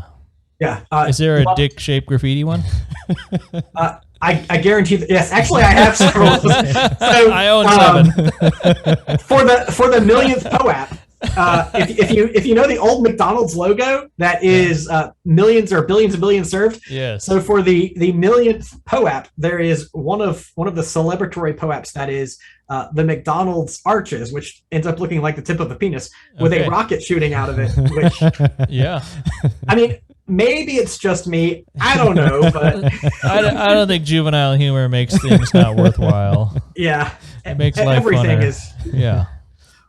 That's Patricio. Then we onboarded Unvetica, or Michael. He is our engineer. He does our OBS. He does all of our YouTube management. He does a great job with that. He is now off working with 2 other companies, Gitcoin and Reality Cards, and he's doing great. Still with us. Yeah. And then we've onboarded Colfax, he runs kind of a side department of eStaker called, this list doesn't go on forever. I got 2 more people. Oh, you're like, what's that? Stakehouse is our development wing of eStaker. So where eStaker develops community to improve access to staking, Stakehouse develops tools to improve access to staking. And then Sam Gray Wizard is our final member. He is our project manager. He is kind of our wrangler because we're always going in 8 directions. So he gives us timelines and jobs. And is he old and have a really big beard? No, he's young and is like sharp Okay. as a tack. Gotcha. What is And also- what's your guys' motivation? And also reminds me, we jumped over the question earlier. The what's the motivation of the different clients. different clients? Yes. Okay, so the purpose of the 4 Toasters. different clients Well, is to look for.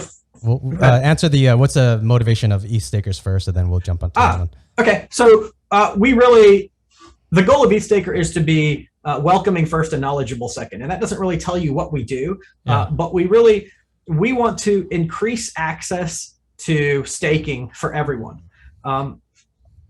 Staking should not be Exclusive.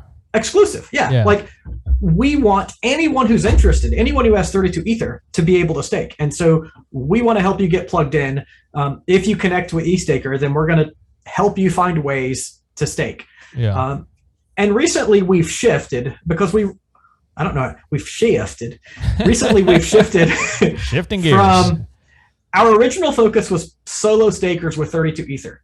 And now we recognize most of our new onboardings don't have 32 Ether. And so we want to help people with less than 32 Ether connect with a safe and healthy staking opportunity.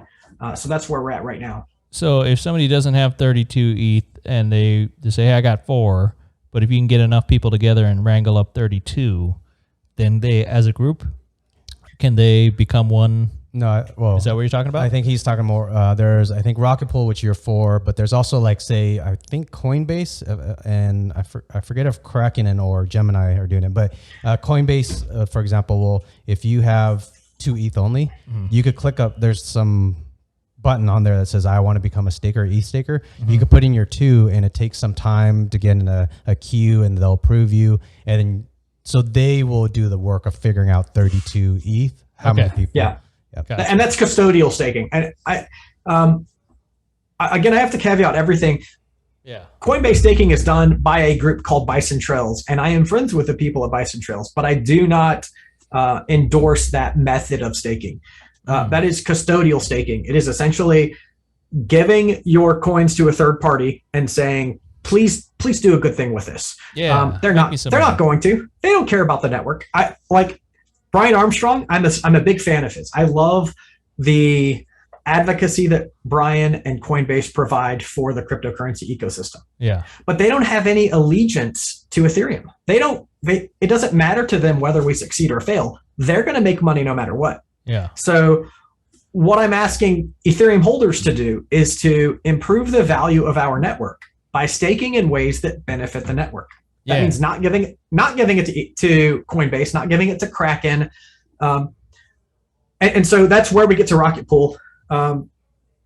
Rocket Pool is the first open source, trustless, and decentralized staking method where anyone with as little as 0.01 Ether can deposit it and stake in a way that is beneficial for the network. And it's important to say, that's the first offering. I really hope there are more, because if there's one of anything, it may tend towards some kind of decentralization.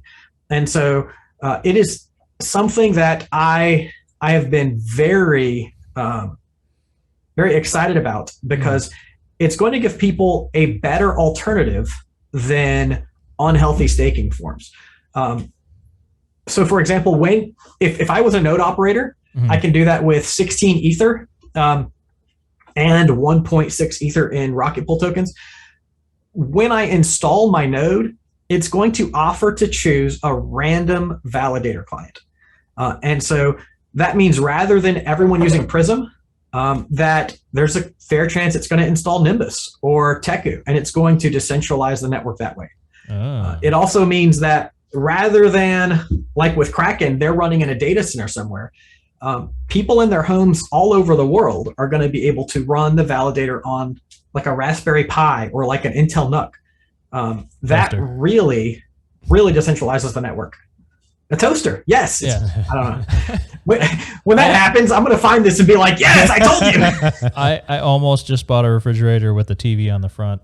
I don't know what the fuck it does. I think it connects to your Ring doorbell and tells you the weather or something. But I was like, this looks fantastic. This is a computer TV inside a fridge. I don't need this.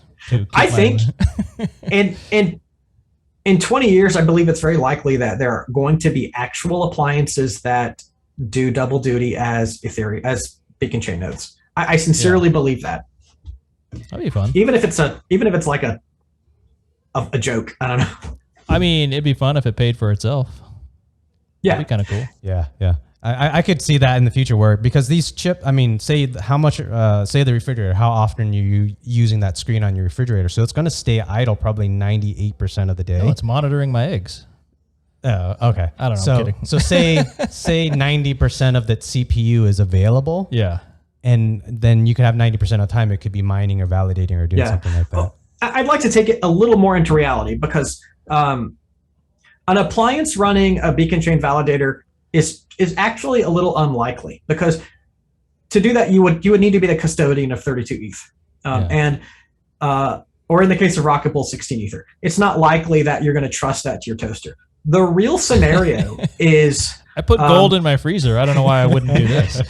Imagine that you're a school in an impoverished area, and you have an endowment from a large company, from the Ethereum Foundation, and they're like, hey, we want to endow you with 32 Ether. They're not yours, but if you want, you can run this Raspberry Pi. It has solar power if you don't have good electricity. Maybe it uses the cell network, and that device can generate long-term revenue for a school or for a public good.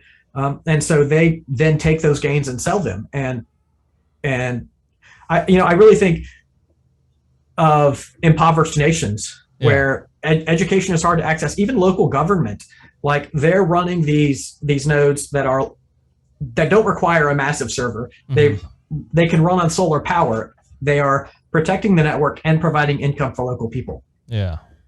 Hey, so running it back a little bit, if I'm a new dude in the Ethereum game and I got 4 Ethereums and I go, you know what, I want to stake some of this. I want to be a staker and I want to get in. But you're telling me I should use Rocket Pool instead of putting it through an exchange. So why is Rocket Pool better for me, the little guy? I want to be honest. I'm never going to tell you what to do. Yeah. I need you to choose what's best for you. And so I'm not the guy who is like, everything else is wrong. Yeah. I'm the guy who is like, people have different needs. I want you to do what's right for you. I can give you a hierarchy of best to worst, but I need you to choose what's right for you. Yeah, so what's a good reason to go to Rocket Pool? Here, let me because Fizz kind of already said it. I'll try to sum it up. So he said because it's open source and it'll pick randomly the client, so then the network itself, it's picking.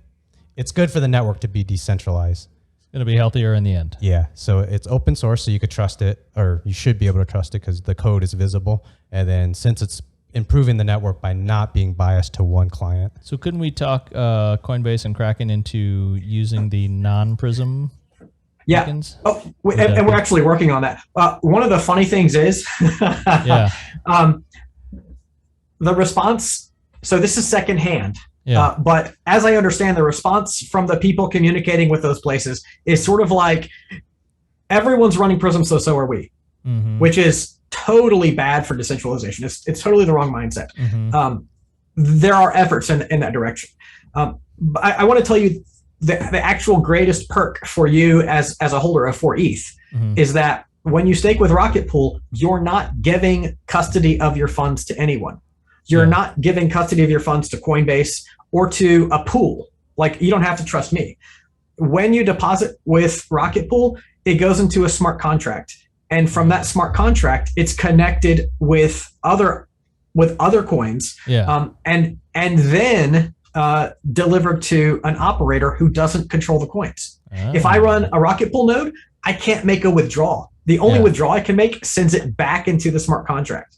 And so no human ever has an opportunity to access your coins through Rocket Pool. It is the only solution that exists that no other person has access to your coins. That fantastically answered my question, and it helped me. I mean, that's the first thing I've seen that really makes sense on a smart contract, because people have been touting smart contracts for capability and potential and possibilities, and then this is a real implementation that protects your money in a way that an exchange cannot, because potentially an exchange can get hacked, right? Not only hacked, like what if a government seizes control of it? You know, what if, and that to me is really the most likely scenario, because they are registered in a country, and if the government suddenly gets wise to crypto and wants some, and they're not good operators, they're going to say, we are now seizing the assets, they're frozen, turn them over to us. And they're not breaking any laws, because if you're operating in a country, then that is the government is the law. Yeah. So that to me is the most likely long-term scenario. That when it comes to Rocket Pool, that's literally impossible. They can tell a node operator to shut down, but they can't tell a node operator to turn over coins. Okay, I like Rocket Pool. I'm not sure if I brain farted, but did we talk about the motivation for the clients, Lighthouse, Nimbus, Prysm? Why would they want to do this? Why are these programmers working on it? Yeah. It begins as Ethereum Foundation grants, and then it's also supported by community grants. It is kind of like health and the best interest of the network kind of thing. So there's not a lot of secondary incentive. Like they're not going to be able to sell these later. There is this concept, and it's a little complicated, of maximum extractable value, MEV. There is some idea that a well-crafted client could extract more value from the network, and that might have some financial value. But I really see that as extremely niche and unlikely, personally. So what are these grants? Is it like the Ethereum Foundation will say, all right, nine programming houses or developer houses, whatever. Developer teams. We're going to give you 1,000 ETH if you develop this, or is that what the grants are? Or? They're a little more ongoing, and so essentially, if I apply for we could do it now. We could say, hey guys, let's get together and develop an implementation. We're going to develop ours in Brainfuck. Brainfuck is a really obscure programming language. And so we write lots of dicks involved. There's not. It's like I'm out. Like the God's honest most complicated programming language in the world. Like it's designed that way, hence the name. Okay. And so we submit a proposal to the EF, and they're like, yeah, sounds great. Here is a starter. Join the calls, start working on it, and come back and check with us in 6 months. And so we work on it. In 6 months, we go back to the grants team. They look at what we're doing, and then so what? I'm not on the inside, but my interpretation is that they're not really denying these grants. That through attrition and through complexity, teams are just maybe not keeping up. Wait, so are the four, what do we call them? Clients? Clients. Are the four clients? Implementations, yeah. Yeah, the beacon chain implementations. Are they 4 different programming languages? Is that what's currently? Yes, yeah. Yeah, so Teku is written in Java. Okay. Prysm is written in Go. Lighthouse is written in Rust. And Nimbus is written in Nim, which is a kind of a niche programming language. Wait, but none of them are Python or C++ or something like that? Python ends up being a slow language in production. And C++, it would probably work.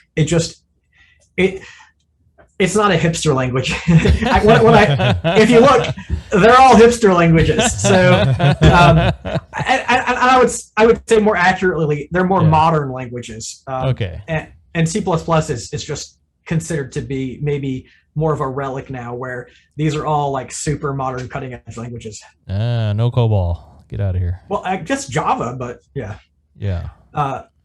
That's pretty interesting. I haven't heard that side of the Ethereum Foundation. It makes a lot more sense. When Fortran can fuck off.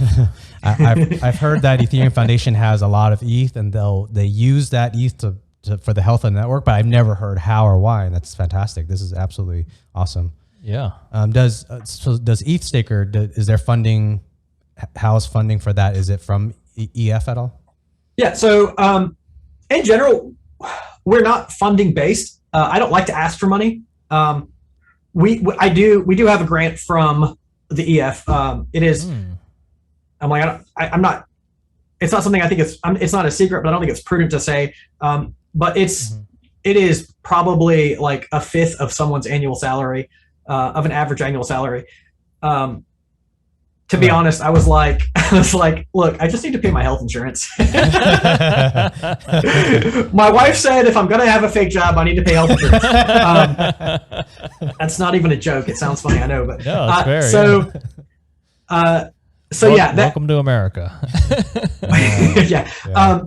We also look to Gitcoin for a grant, and so through that, we don't really take the money home. We fund like developers and audits for other people to help promote our cause. There is benefit. Like, I wouldn't say it's like, obviously I don't think I'm a greedy person, but I do get other benefits. Like I get early information, and I get, I end up benefiting in the long run, even if I'm not trying to extract value from what I'm doing. Yeah, that's kind of almost the beauty of decentralization itself. I find that so many projects in the decentralized world, it behooves a person to work with the system rather than try to hack it, because the amount of effort you're going to put in, often you'll either gain more coin or you'll gain more notoriety, and then which would in essence gets you involved with other people that ends up getting you more coin. So it's always the networking effect is great.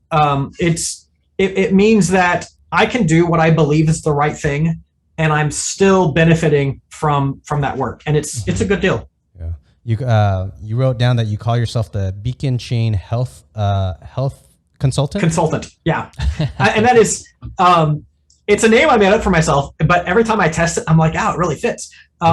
Essentially, I'm trying to help people realize that the health of the network really is valuable to all of us. Like if you go and talk to like a nurse, and she's like, or maybe like a regular health consultant, they're like, you need to eat healthy, you need to get 8 hours of sleep, you need to exercise every day.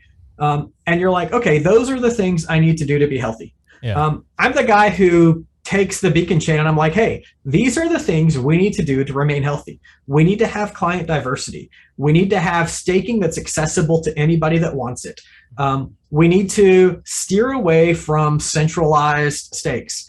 Hey, you need to upgrade your client. So those are the kinds of things that I do. My counter to that is, if I'm someone from another chain, I'm going to be like, haha, Ethereum needs people to take care of its chain, or it's not going to thrive.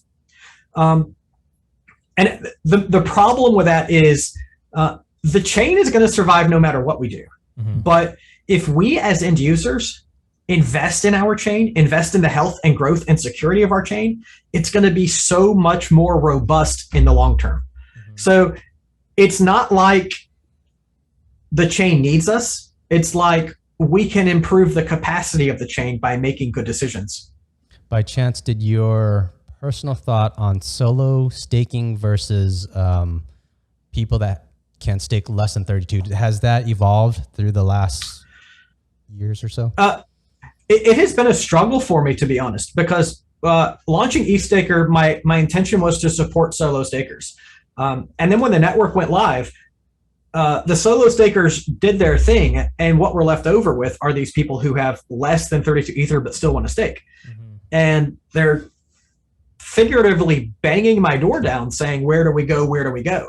Yeah. And the only thing that I have been able to say is, these are the list of available solutions. I can't vouch for any of them, but if you need to stake, that's what you can choose from. Things are pivoting now because I'm excited about assuming that Rocket Pool gets on mainnet and it works well. Yeah. That means there's not a smart contract vulnerability. Then I'm going to be able to say, hey, look, it's okay. Here's a good alternative. And when a better alternative comes along, I'm also going to endorse that. Yeah. Rocket Pool is the minimum standard, and don't get me wrong, it's a great standard, but it's the minimum standard for an acceptable pool, and we want to build from that. But everything else has been unacceptable, and so I just can't vouch for it. Gotcha. You wrote, what does it mean for staking for a staking client to be open source, trustless, and decentralized? Yeah, and you sort of went over that yourself. It is open source means obviously like it's on GitHub. That if I want to fork it, the operators may not like that, but the potential exists. The code can be examined. It can be redeployed. Open source is hard when you're trying to make money because it's essentially giving your product away. But it's the only thing that can work because if it's closed source, it is a black box and it can't be trusted. Mm-hmm. Trustless, again, refers to the use of smart contracts that no person ever should have access to move your coins. So that if someone pulls a gun on me and says, give me the coins, I can say, honestly, I don't have control over them. I'm sorry. Do what you want, but you're not going to be able to get them either. Yeah. And decentralized, again, refers to we have this giant globe, and rather than seeing operators in a few places, we want to see a thin layer of operators all around the world. So when a country is cut off, that someone with a ham radio is then transferring packets and seeding that entire network just with one connection. That's not possible when you have a centralized network. It just breaks things. I think the term trustless is interesting because in the dictionary, trustless is a bad thing. In the decentralized world, it's a very good thing. It's probably the best thing. The best. So I just want to define it. It took me such a long time to really get my rhetoric around that correct, because you want to trust things. People want to trust. Yeah. You can be a trusted friend, and then I would give you my cash and you would behave with it. But when it comes to any kind of cryptocurrency, the idea is that trust should not be required. Trust should never need to be an element. I should never need to trust that you're going to do the right thing. You may be my best friend or my worst enemy, but if we don't require trust, if we're trustless, we can do the exact same business. And that's where trustlessness comes in handy. I would almost define it like because trustless, at least in staking and mining, you're trusting you're trusting another node because they validated the same answer that you've come up with. They said the answer is this, and when my mining node did that same mathematical algorithm or equation or whatever you want to call it, it came with the same exact answer. So now I could trust you. It's a network of trusting because you didn't trust and you came up with the same answer. I would say that's trustless because I didn't trust you, but I checked and now I know.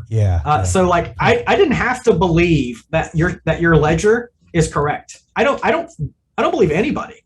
Yeah. But I checked and now I know. Next one. Do you think Rocket Pool is a final product, or do you think it will face strong competitors? Yeah.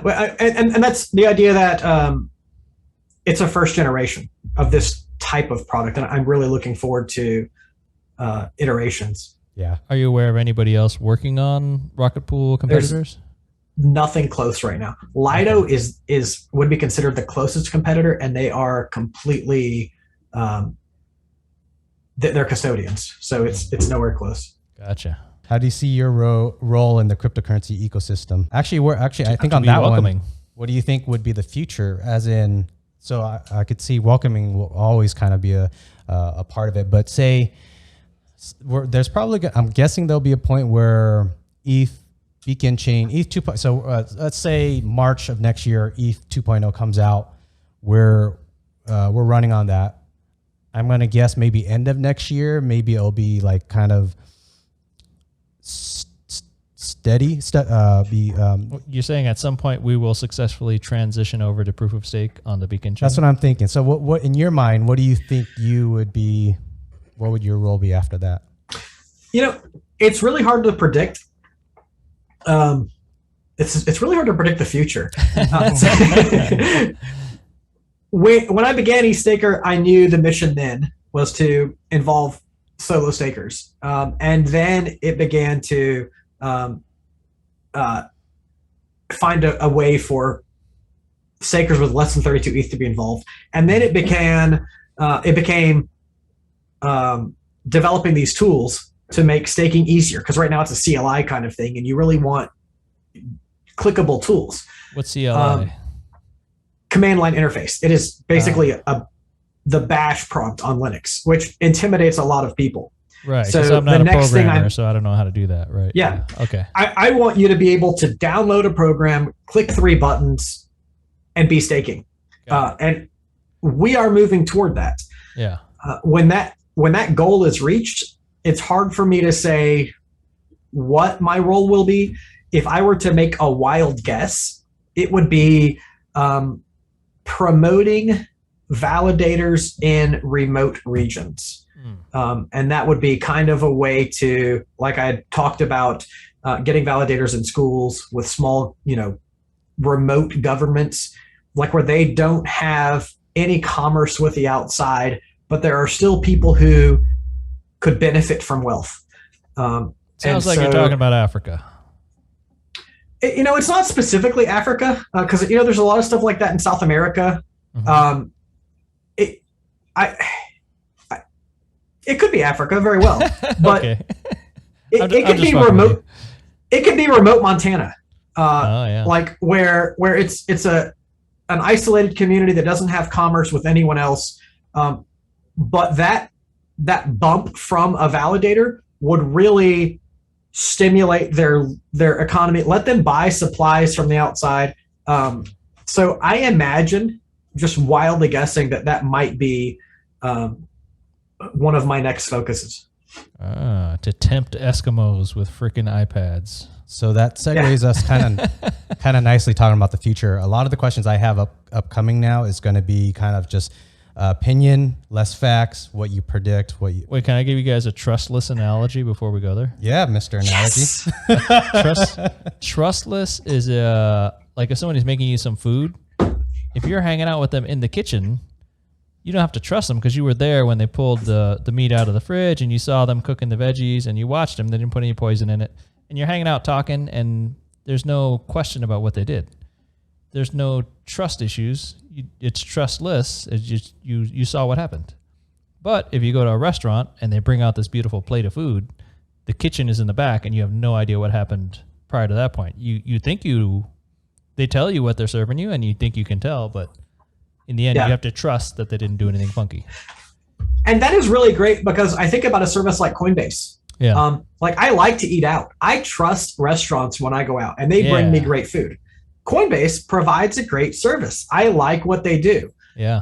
But their role is not providing for the security of Ethereum. When it comes to that, I can't trust them. Yeah. So yes, I love everything that they prepare. But when it comes to trust, I can't offer that. I need to see how it's happening.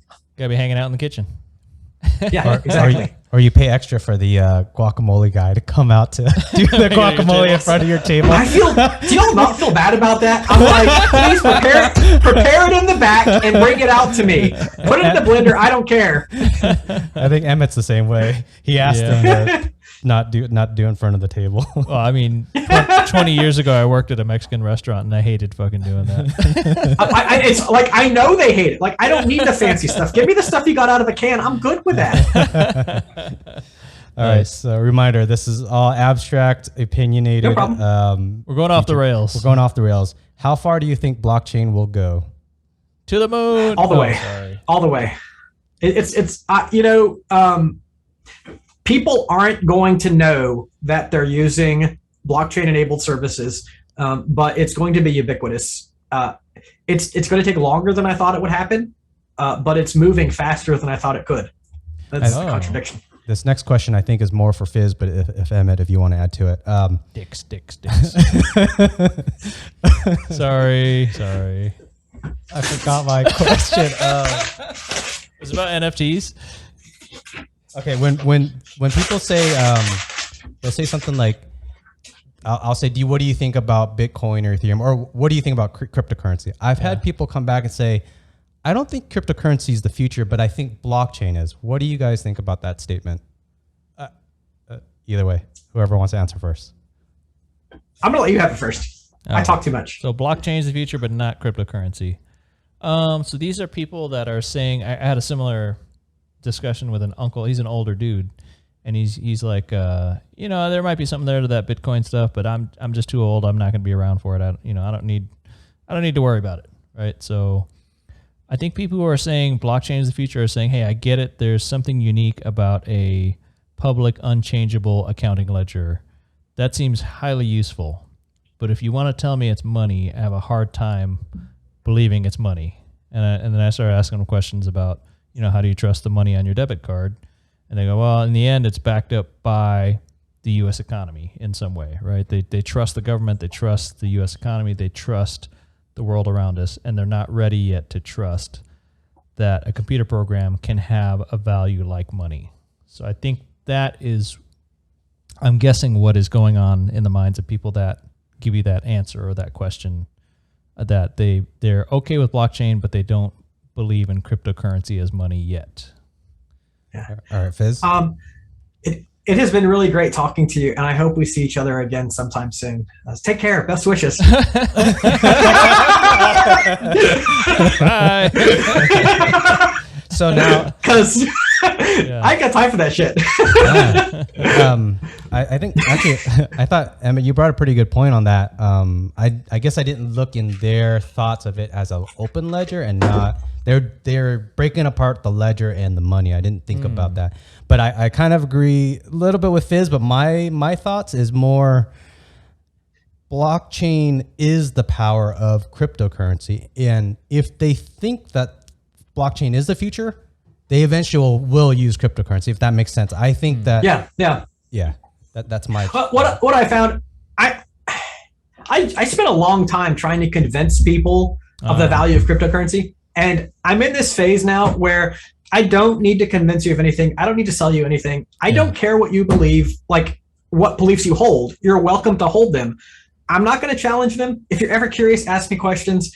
But it's been great talking to you. I wish you the best. But I'm not going to try to convince anyone of anything. I like where you're going with that. But do you find that there's people that do, in their way of questioning it, how would I explain? Like, there's certain people that when they find out that I really love cryptocurrency, they start saying, well, the US dollar is backed by the government. What's your cryptocurrency backed in? Do you get people that are somewhat confrontational? Well, so yeah, I'm very averse to confrontation in general. Like I enjoy sharing ideas and visiting with people. But to be honest, when people say things to me like that, I usually just give them the win and laugh inside. Like, I don't care. Like okay.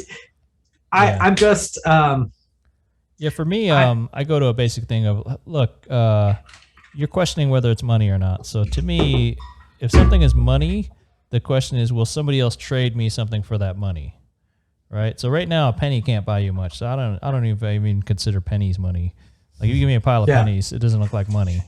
But if you have Ethereum and Bitcoin, you can buy some stuff with it. Somebody will gladly trade you stuff for your Ethereum and Bitcoin, right? So to me, that means it's money, and that somebody will exchange. They'll give me stuff for it. They'll sell me something. So that tells me it has a value and it's money. And then I know the IRS definitely wants to tax me.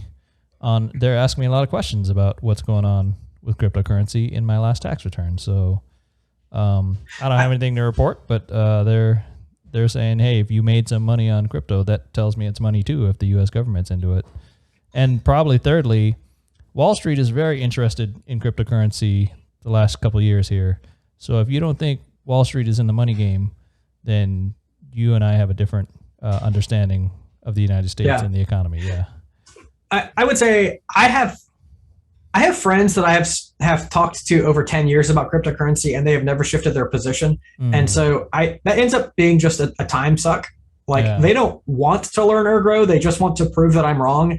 Yeah. And I don't really make time for that. But if someone has any shred of actual interest, not just in saying, convince, if someone ever says convince me, I'm already out. But if someone's like, help me understand, then shoot, I'll give you all night. I'll give you 3 hours in a podcast. Like, that's great. I want to talk about it. What type of, big thoughts do you have for blockchain? Any big projects that you think of that you think could be really big? For me, I think just simply redoing a government. I think that sounds obscene, but a government that absurd. Our current government is obscene. If you have a government that respects blockchain, a data set of truth, a consensus of truth, that would be an amazing way to redo government, from voting to putting laws on the blockchain, allowing wallets. Your wallet can vote on a new law that changes the original law. So what do you guys think of blockchain? I think records management is going to be one of the next big explosions. I think that things like property records, marriage records, death certificates, birth certificates, student records, medical records, all of those, I believe, will be better stored, transmitted, viewed by the people who need to see them. I really think that the next big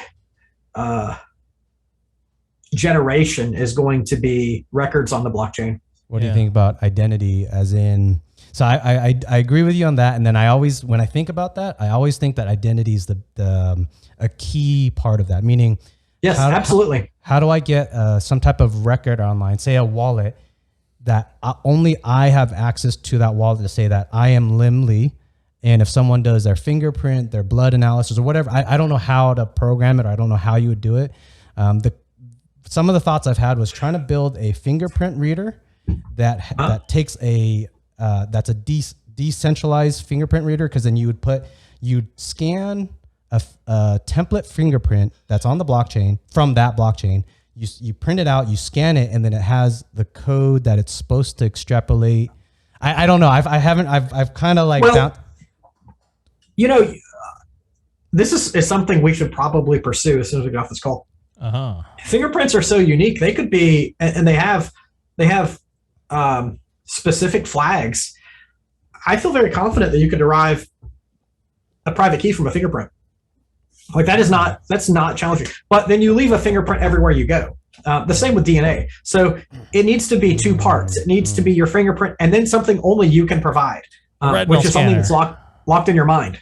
It has to be something in your mind that can be recoverable by your friends if you lose it, which ends up being a little complex. Just adding a password plus the fingerprint. Yeah. So go ahead. Where things like that are moving toward right now are what's called social recovery wallets. So essentially, I have a 12-word wallet, and I have 3 friends or family members who can coordinate to recover that. And that ends up making a unique identity. Some sort of like multi-sig type of situation you could probably set up with that. Yep. Argent is probably the leader in that right now. But it also made me think of Proof of Humanity, which it's another service where. Wait, is that I'm not a robot? It's similar. Like you have to create a video of yourself, and that video is evaluated by people to determine whether or not you are a real person that represents that identity. And once you are, they actually stream you universal basic income. Like they stream you coins if you're real. Oh, I'm in. I'll make a video. There's one more. Bright ID is another project like that I'm a very big fan of. What's that? They use Bright ID uses your connections to verify your uniqueness. If you sign up for Bright ID, we could connect, and then you could say, yes, I know Fizz, he's a real person. And so when I have 500 people saying, yes, I'm a real person, it increases the likelihood that I'm real. If someone says, that person's not a real person, they can flag it. And it sort of gives that. I would never flag you, bro. It gives a weighted judgment about how real someone is. And finally, while I'm on these, I can't stop. Sorry. No, it's POAP great. POAP is a great tool for social identity. If you have a POAP wallet that shows 100 events and you're like, hey, I went to that event, and you'd be like, oh yeah, that person was in that picture and I kind of remember them. Or he ate all the croissants. Yeah, exactly. You're like, I didn't know him, but he was there. That's another great way to kind of prove uniqueness. I like it.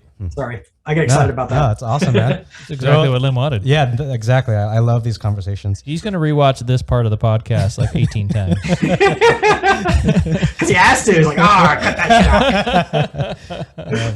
Next kind of question is, I mentioned to Emmett about truth by consensus often. I think he either thinks I'm crazy or, he pretty much thinks I'm crazy. When you think about decentralization, blockchain, cryptocurrency, do you think about truth by consensus as in how it can revolutionize the world, or what's your thoughts on that? So we talked about my big mistakes in crypto, my big missteps. I like how this is starting. One of the ones I didn't get to is a project called Augur, which I'm still a great fan of. But Augur is a prediction market, and it allows the wisdom of the crowd to divine truth on the network. And it didn't work out, I think, mostly because of complexity and because of gas fees. But I really think there's a lot of potential for something like that. The newer generation of that is a project called Reality Cards, which is actually just launching now. And that's sort of where you have two things that might be true, and you rent the card that is most likely to be the outcome. And if you are the holder of the winning card at the end, you get to keep the NFT and the rent fees. So it allows you to divine truth on the blockchain and win with possession of an NFT. So yes, the blockchain will definitely have the opportunity to revolutionize truth. I felt very angry with politics in the United States because even now, when you're dealing with something like COVID, like truth ends up being molested and ambiguous. But if you use these platforms, you can divine real truth. Excited about that. Yeah, I agree. I think when we think about just data and anything that's quantifiable digitally, anything, whether it be history, I mean, even history is not quite quantifiable. Well, how many people showed up? But it's a real thing that happened one way or another way. Like, there's no gray. Well, I would argue. Say it's getting dirty. Say the government. There was 10,000 people during the Civil War that fought against what would be the South against the North. It's bigger numbers, yeah. But the government can write that in the history books, and because the government has the military and they control the country, so we would see it as 10,000. And so history is, I'm saying it's not fully quantifiable because that's changeable by the people who govern that. Yeah. It's not saying there are two versions of reality. It's saying that reality can be manipulated in hindsight. Yes. Or perceptions of reality can be manipulated in hindsight. And so in essence, I'm not saying blockchain will fix everything, because there's still people involved. People are going to do their greedy, selfish stuff, but I'm hoping blockchain will help the good people find build systematic ways to make the city, the government, everything better. Yeah, I think you're right. When identity is on the blockchain, when someone dies and there's a death record and a reason why they died, then you go to Dune Analytics and you're like, tell me all of the people that died at this war. And it's like, here are the 7,806 people that died. And you then have really strong data that's not altered by, it won't be perfect because someone still has to transfer that data from reality to the chain. Yeah. But once that's done, it's there. And once you get the consensus of truth, if 51% of the people, I don't know what the algorithm would be at that point, but if 51% of the nodes agree on that, and maybe at that point nodes will be equated to identity. So if 51% of all people agree that that person's dead, it's truth. They're probably Yeah, truth by consensus. Oh man, I agree. I got to convince more than 49% of people that I'm still alive. Not quite dead yet. Hey, can we spend 5 minutes on NFT questions? Yeah. I think I understand NFTs are kind of like art, that you can buy digital art. What I don't understand is why the valuations are so high. Is there some kind of speculation behind that? Or what's driving these values? What do you, I mean, because you're in a different space, but yeah, I think I don't. So I'm the same. I scream at the top of my lungs. I don't know why you're paying 300 Ether for a JPEG. I love. So I have some NFTs. But nothing of that caliber. If I buy an NFT, it's because I believe in what it's doing. Mm-hmm. I bought some moonshot bots because the money goes to fund development. I bought Sonar Cats because the money goes to develop a television series. Mm-hmm. But all of these random NFTs that are like essentially JPEGs with no guarantee behind them, but except money go up, dollar go up, whatever the number go up. Yeah, I don't get it. Like zero. Okay. I'm not going to YOLO into them. I don't know how true this is. This is the stuff I've been reading on Reddit, so take a lot of salt with it. People are saying it's mostly money laundering. So it's just like when rich people buy art and they're trying to avoid taxes on those millions and millions of dollars. Mm-hmm. That's what these NFTs they could be doing. They're sending each other. I know a lot of the people who are deeply invested in this, and for them, it's not money laundering. It's an expression of value.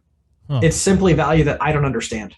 There's a guy, DC Investor, who I've known him on Reddit for years, and he buys some holy shit expensive NFTs. Yeah. He knows what he's doing. I just don't get it, and I can acknowledge that it's not something that I would participate in. Well, so I think the one that clarifies it for me is like somebody bought the first tweet, right? Somebody bought an NFT of the first Twitter tweet from Jack Dorsey. So I mean that kind of that's a historic. Twitter's a big thing. That's the first one. That's interesting. But turning it into a non-fungible token doesn't make sense to me because anybody could have a copy of that, right? So if you had the only copy and only you could look at it, that kind of makes more sense to me. But if anybody can have a digital copy of basically the same thing, how is it then not? I get that because it is the Jack Dorsey version of it. Like he had the right to sell it, and that makes it valid. Anyone else who screenshotted it and put it on an NFT, so that it wouldn't have the same value. Like there has to be some. I hesitate to use the word authority because that's not the right word, but there has to be some assessment that the person who sold it had the right to exchange that value. Yeah. So in the exchange of in the case of a tweet, mm-hmm. I should be allowed to sell my tweets, but someone else shouldn't have the opportunity to screenshot those and then NFTize them and sell them because they have no legitimate claim to it. Yeah, I agree. It makes sense to me. Yeah, I see that going for $30 though, not $30 million. Yeah. Well, because we could all have our own copy. We all know exactly what the tweet was, right? We could. Yeah. It's a weird thing to have exclusive possession of something not exclusive. I'm really shifting my position because I not to this grand value, but recognizing that NFTs are going to be very valuable in the future. Yeah. But it's the ones that will be valuable. Like they're not these collections of generative art. They are these representations of actual value. I would think in video games it would be awesome. I would love to see say Call of Duty. You play Call of Duty, after 40 hours you got this award that said you killed 500 people. That award then could be an NFT, and then say Call of Duty is made by Activision. So say Blizzard comes out with a game that's, I don't know, World of Warcraft Part 2 and says, if you have that NFT, we will also give you, but that Activision and Blizzard probably, they would have said, hey, let's do a collaborative game thingy, and whoever played our game gets rewards in your games. So I think that would, I think in gaming world, that'd be powerful. Is that an original idea? I've seen some games try to. Okay. Just not with an NFT. No, I don't think I've seen it with an NFT. No. I really believe it will happen. Like, you know, the last season of Ethereum growth was DeFi. The current season is NFT, and I think it's at its very beginning. Yeah. You never know where you're at in a curve until you're looking back. But I believe we're at the beginning of the NFT curve, and I feel like it's very likely that mainstream adoption will view NFTs as some sort of trophy that, like, you know, you won it in a game, or your dentist gives you an NFT for having a good checkup. Yeah. You know, my personal trainer gives me an NFT for doing a workout that day. Like, they become these badges of honor, this trophy collection of accomplishments. And what I was referencing, those are really POAP ideas, but POAP is an NFT.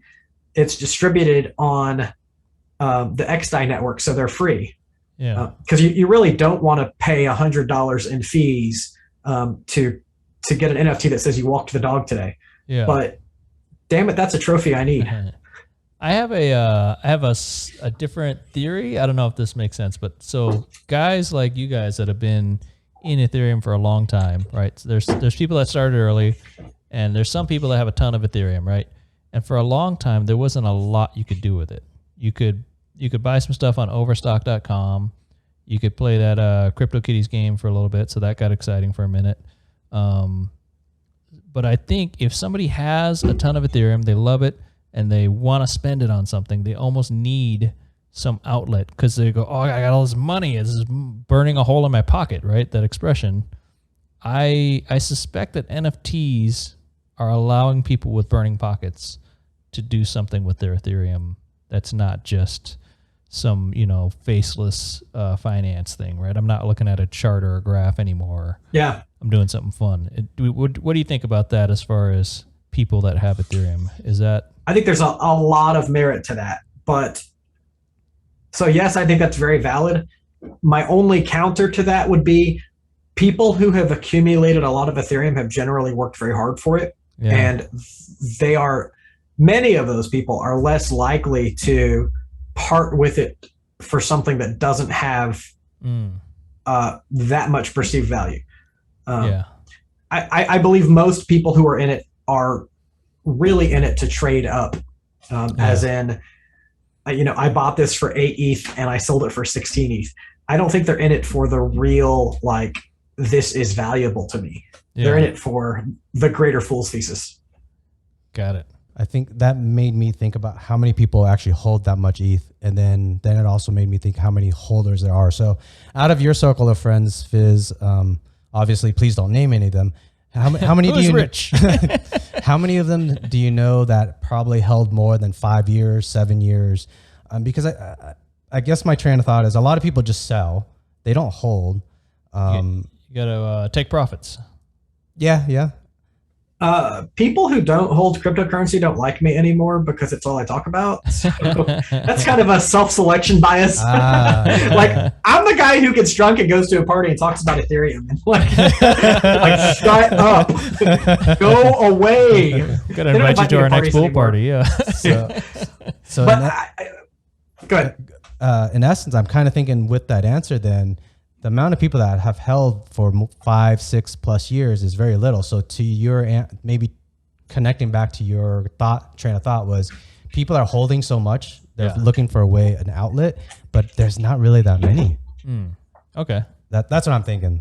So, I mean, it could be a lot of rich people buying a ton of Ethereum that if they weren't doing this, they'd be buying Lamborghinis. That might be actually that. All right. A rich guy could fuck around all he wants, right?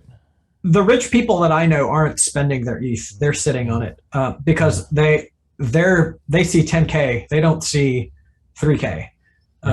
They're spending for modest living expenses. They have normal homes and normal cars, and they're not like even if they could Yeah. afford 1,000 Lamborghinis, they're not really doing that. Because this is a conversation I've had with my wife. To get in that position, you had to have some measure of intelligence and self-control. Mm-hmm. And so you don't magically wind up in that position and then blow it all on accident, because even if you didn't work hard for it, you still didn't come across it by accident. Right. You intelligently worked for it. Yeah. Yeah. I make a distinction between investors and gamblers. Mm-hmm. And it's so funny how much people will argue with me about this. But gamblers make impulsive decisions. They don't have a long-term plan. They're not building generational wealth. They see something interesting, they dump what they have, and they buy what they see. Whereas an investor is someone who buys with the profits they've made. They have sell targets, and they're thinking about generational wealth. And that is really like, I'm thinking about generational wealth. And so I don't need to buy a mansion or a Lamborghini to show off what I have now. I am more interested in living a happy and comfortable life and sharing generational wealth with my family. Oh, well, don't do all this just to spoil your damn kids, man. No. But I don't mean like rich. I just mean like able to make choices for yourself without being forced to do what someone else wants you to do. Yeah. Like there's a big difference there. It's not about lavish riches. It's about, what kind of job do I want to have? Do I want to have a job that grinds me to the bone, or do I want to be able to do something that I enjoy and have vacations and not feel like I'm squeezed? Right. Yeah, I'm looking for early retirement. That sounds nice. What do you guys think, or more for Fizz, what do you see in the upcoming ETH, like changes upcoming that's exciting to you, and or what are also things that you think are very possible within the next 2 to 5 years? What's really exciting right now is L2's layer 2 solutions like Arbitrum has taken a lot of pressure off of the Ethereum mainnet. That is something that the core developers have been talking about for years, and it's really beginning to pay off now. ETH2 was this idea of expanding Ethereum's capacity, and many people think that means the new chain. But what it really means is a lot of solutions that work together. Arbitrum is that kind of off main chain solution with the same security that expands the capacity of Ethereum. So that's one thing I'm excited about. The merge, about ending mining, ending all of that power usage, and securing the network in a way that's more beneficial for the environment and more distributed among the holders. I really look forward to adoption by industry. That's something we're seeing a lot with EY, the auditing firm. Ernst & Young. They're integrating a lot of, in fact, they're developing tools to make auditing work well with things like the Ethereum blockchain. It's kind of what Liem mentioned earlier, like you don't want people changing history.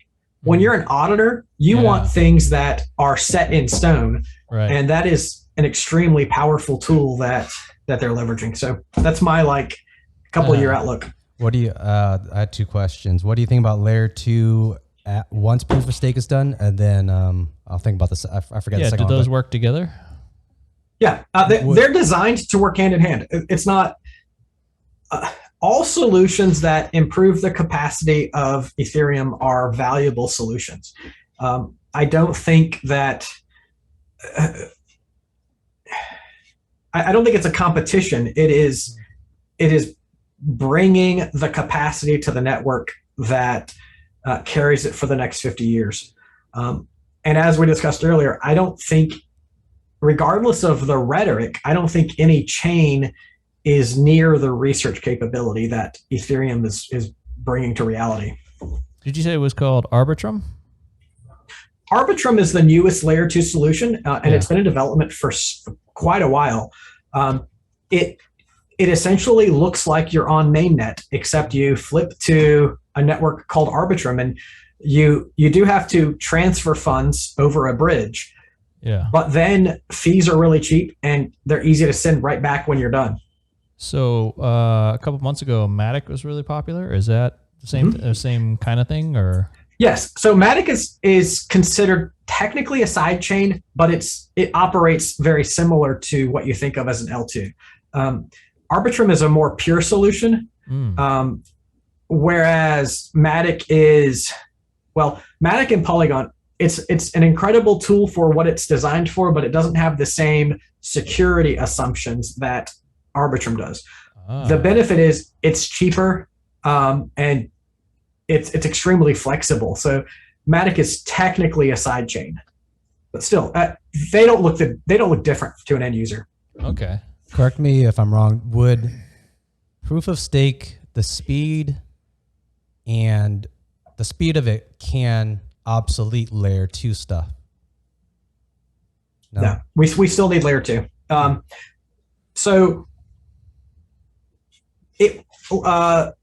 proof of stake will increase capacity a little bit, and then we're going to have sharded layers, but those sharded layers are most likely going to contain data. In the beginning, there will only be one execution chain. So this idea of 64 times more capacity is not entirely accurate. We really need essentially things like Arbitrum or other tools that can store data on the Ethereum main chain, but do computation off chain. Can I buy some Arbitrum right now? That's interesting. I don't know how long it will take you to edit and publish this, but there's speculation that there could be an Arbitrum airdrop. There's no Arbitrum coin, but there are fair rumors that if you either bridge Arbitrum or do certain activities on the Arbitrum layer, that you could receive an airdrop for your trouble. So I don't know. That's just a thing. Hopefully, if the airdrop thing is, that means whatever holdings that you have, then you will get the same amount in the Arbitrum. But you can't buy some Arbitrum. Well, no, when they create the airdrop, it doesn't exist right now. When they create it, and then you will get a copy of your coins on that. But I won't get any because I didn't work on it. But I'm not helping. What you would need to do, say you wanted to be part of this Arbitrum airdrop. Yeah. You would have ETH on mainnet, and let's say you sent 0.1 ETH over the Arbitrum bridge, and then it's on the Arbitrum network. Maybe someone else on Arbitrum, like maybe Uniswap, is going to give an Arbitrum airdrop. So you'd want to go to Uniswap on Arbitrum and do a trade there. It's not really clear where this value might come from, but it's not going to be, on Matic, the gas for Matic is the Matic token. On Arbitrum, the gas is Ethereum.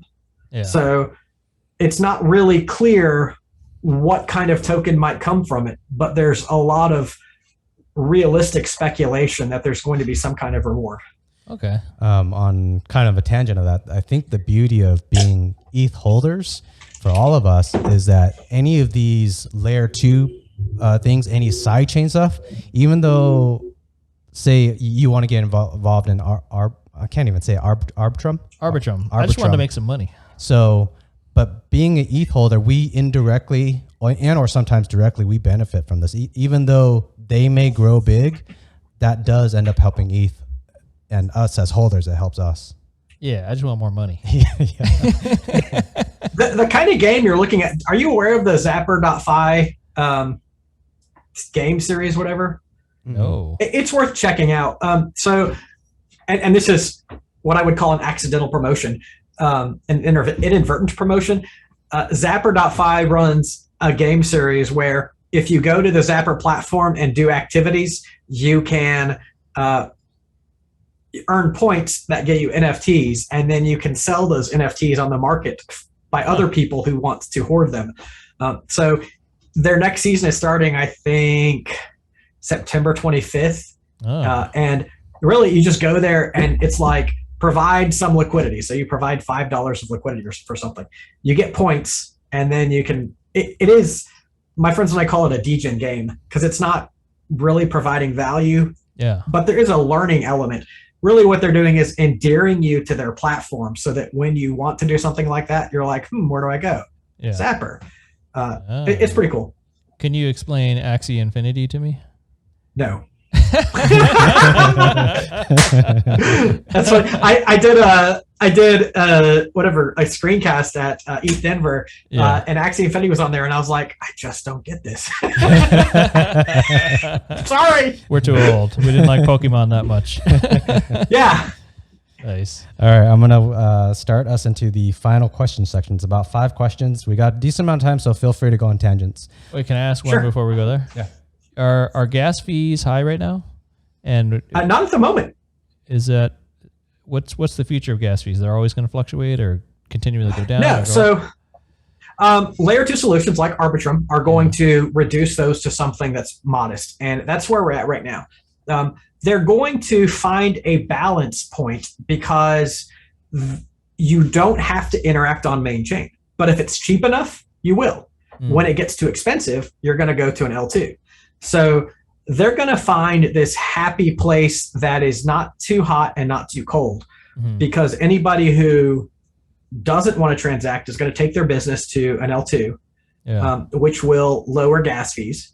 And when they get low enough, people are going to be like, we can do that so simply on Maychain. Why not just do it? Gotcha. So okay. Just to throw it out there, I don't know if you would have an answer for it, but so I'm involved on Axie Infinity, where I'm an investment manager, and there's another manager that manages that, and there's a scholar that plays. Scholar gets 50 or 60% of the keep, and then the manager gets like 30, and then I get 20 or something like that. I got the SLP, which is the token, and then I have to send it from Ronin wallet to MetaMask, and then swap it from SLP to ETH. And it wanted to charge $70 for that swap. So is that a gas fee thing, or is that the smart contract? That's just would you happen to be able to guess? Yeah, it's a combination of both. So it sounds like it's going to be a complex contract, and the more steps. So contracts cost by step, and the more steps they have, the more expensive it is. So let's say that we're going to make up some numbers, that the contract has 100 steps, and you're going to pay 1 penny for gas. Then it would cost you 1 penny to do that, or $1 to do that contract. If the contract is 100 steps but gas is 2 pennies, you're going to pay $200 to do it. Likewise, if it's a 10-step contract and gas is a penny, you're going to pay 10 cents to do it. So it's a factor of both contract size, contract steps, and gas together. They multiply. Got it. So it's probably a pretty complex contract, and I like to call it fanciness. The fancier something is, the more likely you're going to pay high gas. Okay. Damn. So $70 for that swap. Well, so if you go to gasnow.org and scroll to the bottom, there's a calendar of the past week that shows gas fluctuations, and you can kind of be like, Sunday at 4 a.m. it's always cheap. And then you set your alarm and sleep over it. But nice. Me and the manager have concluded Sundays are usually cheaper, so we're waiting for Sunday to check it to see how it is. Because everybody's in church, that's why. Church people are old-fashioned. They don't like cryptocurrency. I don't know. Is that what you're trying to say? All right. Final question portion. Final question. First question: what great daily habits do you have? Habit or habits? Yeah. So I'm interested in this book called Atomic Habits. I thought I was going to fly it up. Oh, look, that's Radical Markets. So I love the idea of habits and habit stacking. And so rather than my specific habits, I love to stack habits, like find something I'm going to do every day, like brush my teeth. And then after I brush my teeth, I weigh. And if I get really good at that habit, then I want to add another habit onto it. Like, after I know every day I brush my teeth, and then I weigh. And so if I know I weigh, after I weigh, I want to pick up my clothes and put them in the hamper. And so I'm just stacking these behaviors into daily routines that get pretty complex. But then you become a robot. Well, you package you package routines, and so they become more simple, and you get to dedicate more of your thought to the things you want to do. Gotcha. So I have more downtime with thought and spend less time doing mundane activities because they are structured habits. Sorry. Lately, my habit has been when I have the post-lunch sleepiness, I force myself to go do pull-ups and hanging leg lifts. I hate it. Because it's like I'm forcing myself. Hey, you're getting sleepy. That's your fault. Go do some pull-ups. I hate it. Wait, why don't you just do it after lunch instead of waiting till you get sleepy? Well, after lunch, your belly's kind of feeling you down and stuff. Okay. Yeah. I recently injured my foot, and so it is killing all of my habits because they're all exercise based, or so much of what I do is exercise based, and I can't freaking walk. So it's my left ankles. I had a car accident 5 years ago. Shattered my talus bone. Talus or talus? Yeah. Talus.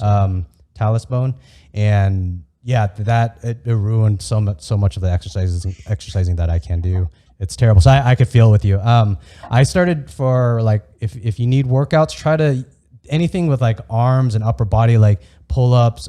Get what do they call it? A captain's chair where you put your elbows on this It really just ends up like rebuilding my habits, because I have to be in that.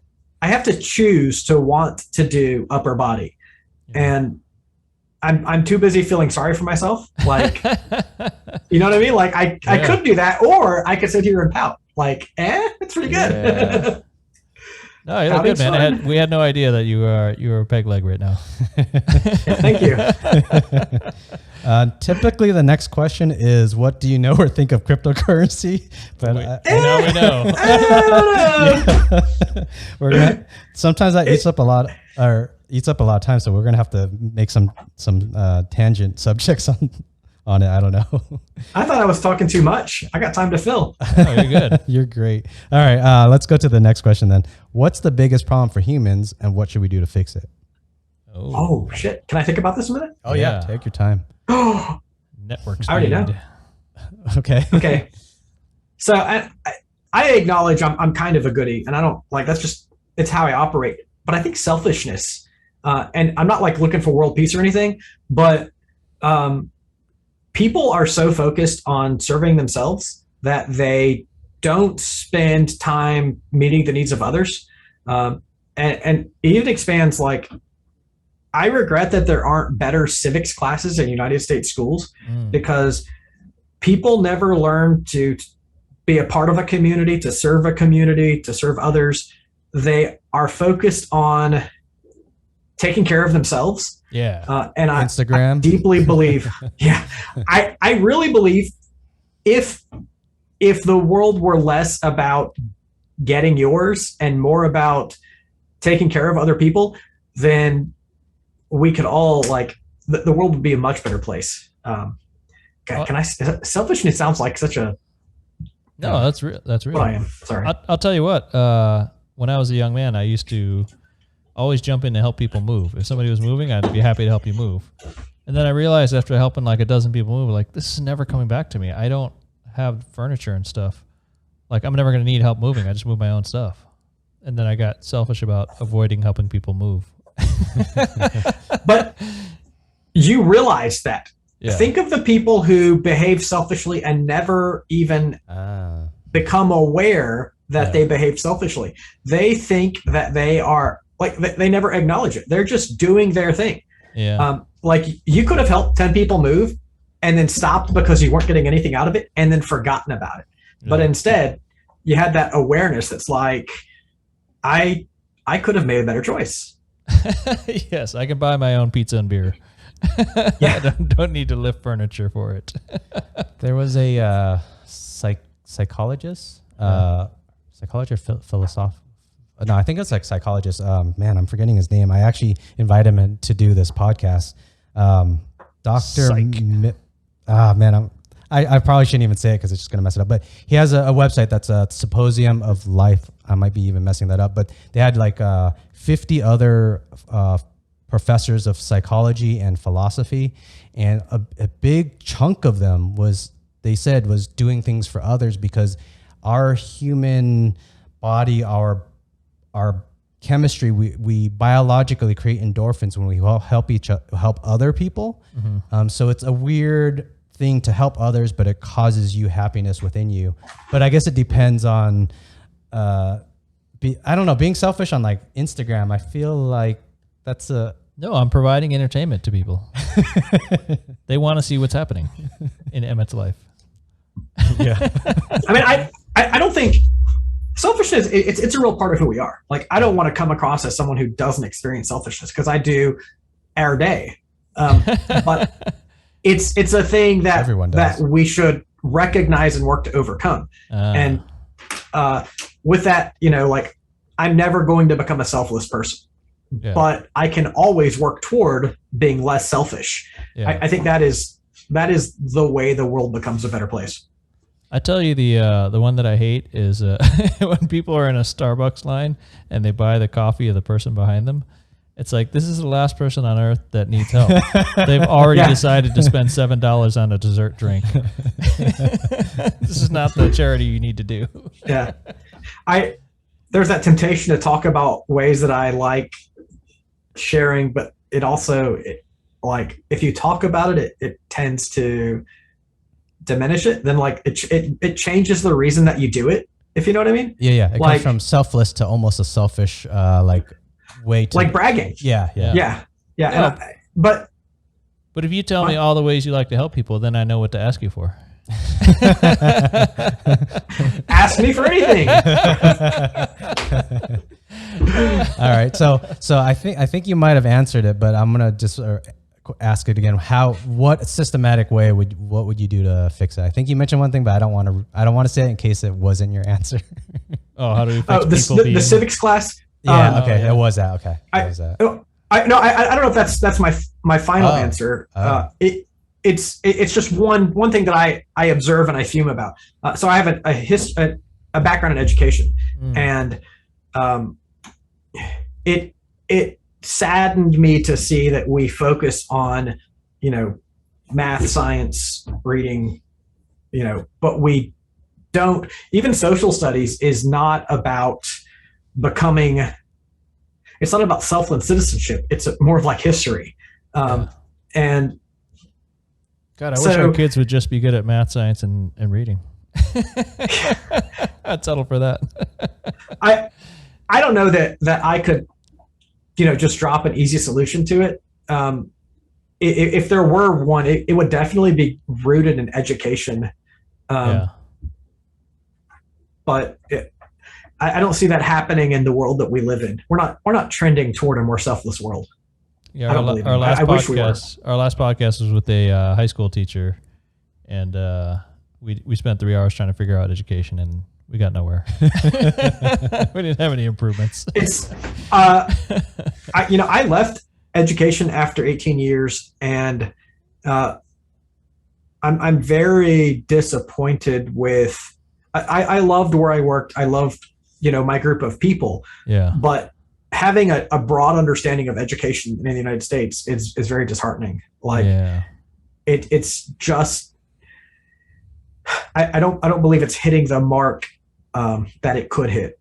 And it does. A lot of it goes back to civics and self-knowledge and citizenship and shit like that. Like, well, I think you see the wasted potential of every individual has a chance to become something awesome, and you see so many people that don't, and that's hard. Yeah, to see that. And I hate to linger on this, but I feel like our education system is designed to produce workers, and that entrenches the value of the rich, and it further disenfranchises the poor. And to go further than that, the poor workers are so unknowledgeable about their role that they embrace it and think somehow that they are the top of the heap. And it's just disappointing to me. That's all. Yeah. Don't have any work ethic. That's useless. Wait, now where we're going? That was not that. I've had a thought for a while, and it's totally unthought out because there's so many pieces to it. But I wish there was a way. I'll just say the sentence and then how to figure it out, I don't know. If the government could build a system where corporations are incentivized to help more people, meaning what would be a example? Say some pharmaceutical company, OxyContin in my case, okay, OxyContin. I almost got addicted to OxyContin. OxyContin is a terrible situation. Big pharma has the money to push it to the doctors prescribe it. It was after your car accident. That was after my car accident. Yeah. Liem wasn't just out looking for some oxy. Oh yeah. I'm not just a drug user just to be addicted to something. But the government should freaking put the hammer down on that. Now, in a reverse situation, in the current situation, OxyContin, that company, I think they got a slap on the hand. They made something like $400 million, and they got slapped on the hand for $20 million. Yeah, it's billion, and they're getting away with it. Yeah, yeah. So they did good. So my train of thought with not really thought out is for companies that do good and help a lot of people, I wish there was a way to like get more tax money towards them. Yeah, it's called nonprofits. But the government, the United States isn't structured that way. The United States is structured to promote Emmett's the wealthy. Around. I agree, but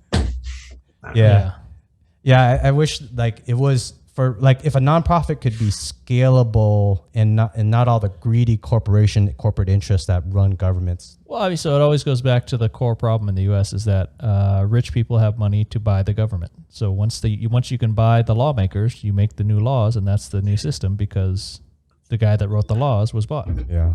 So I live in the South, and we're not allowed to talk about this, but we live in a capitalistic society, and by definition, our ultimate goal is the production, creation, and maintenance of money.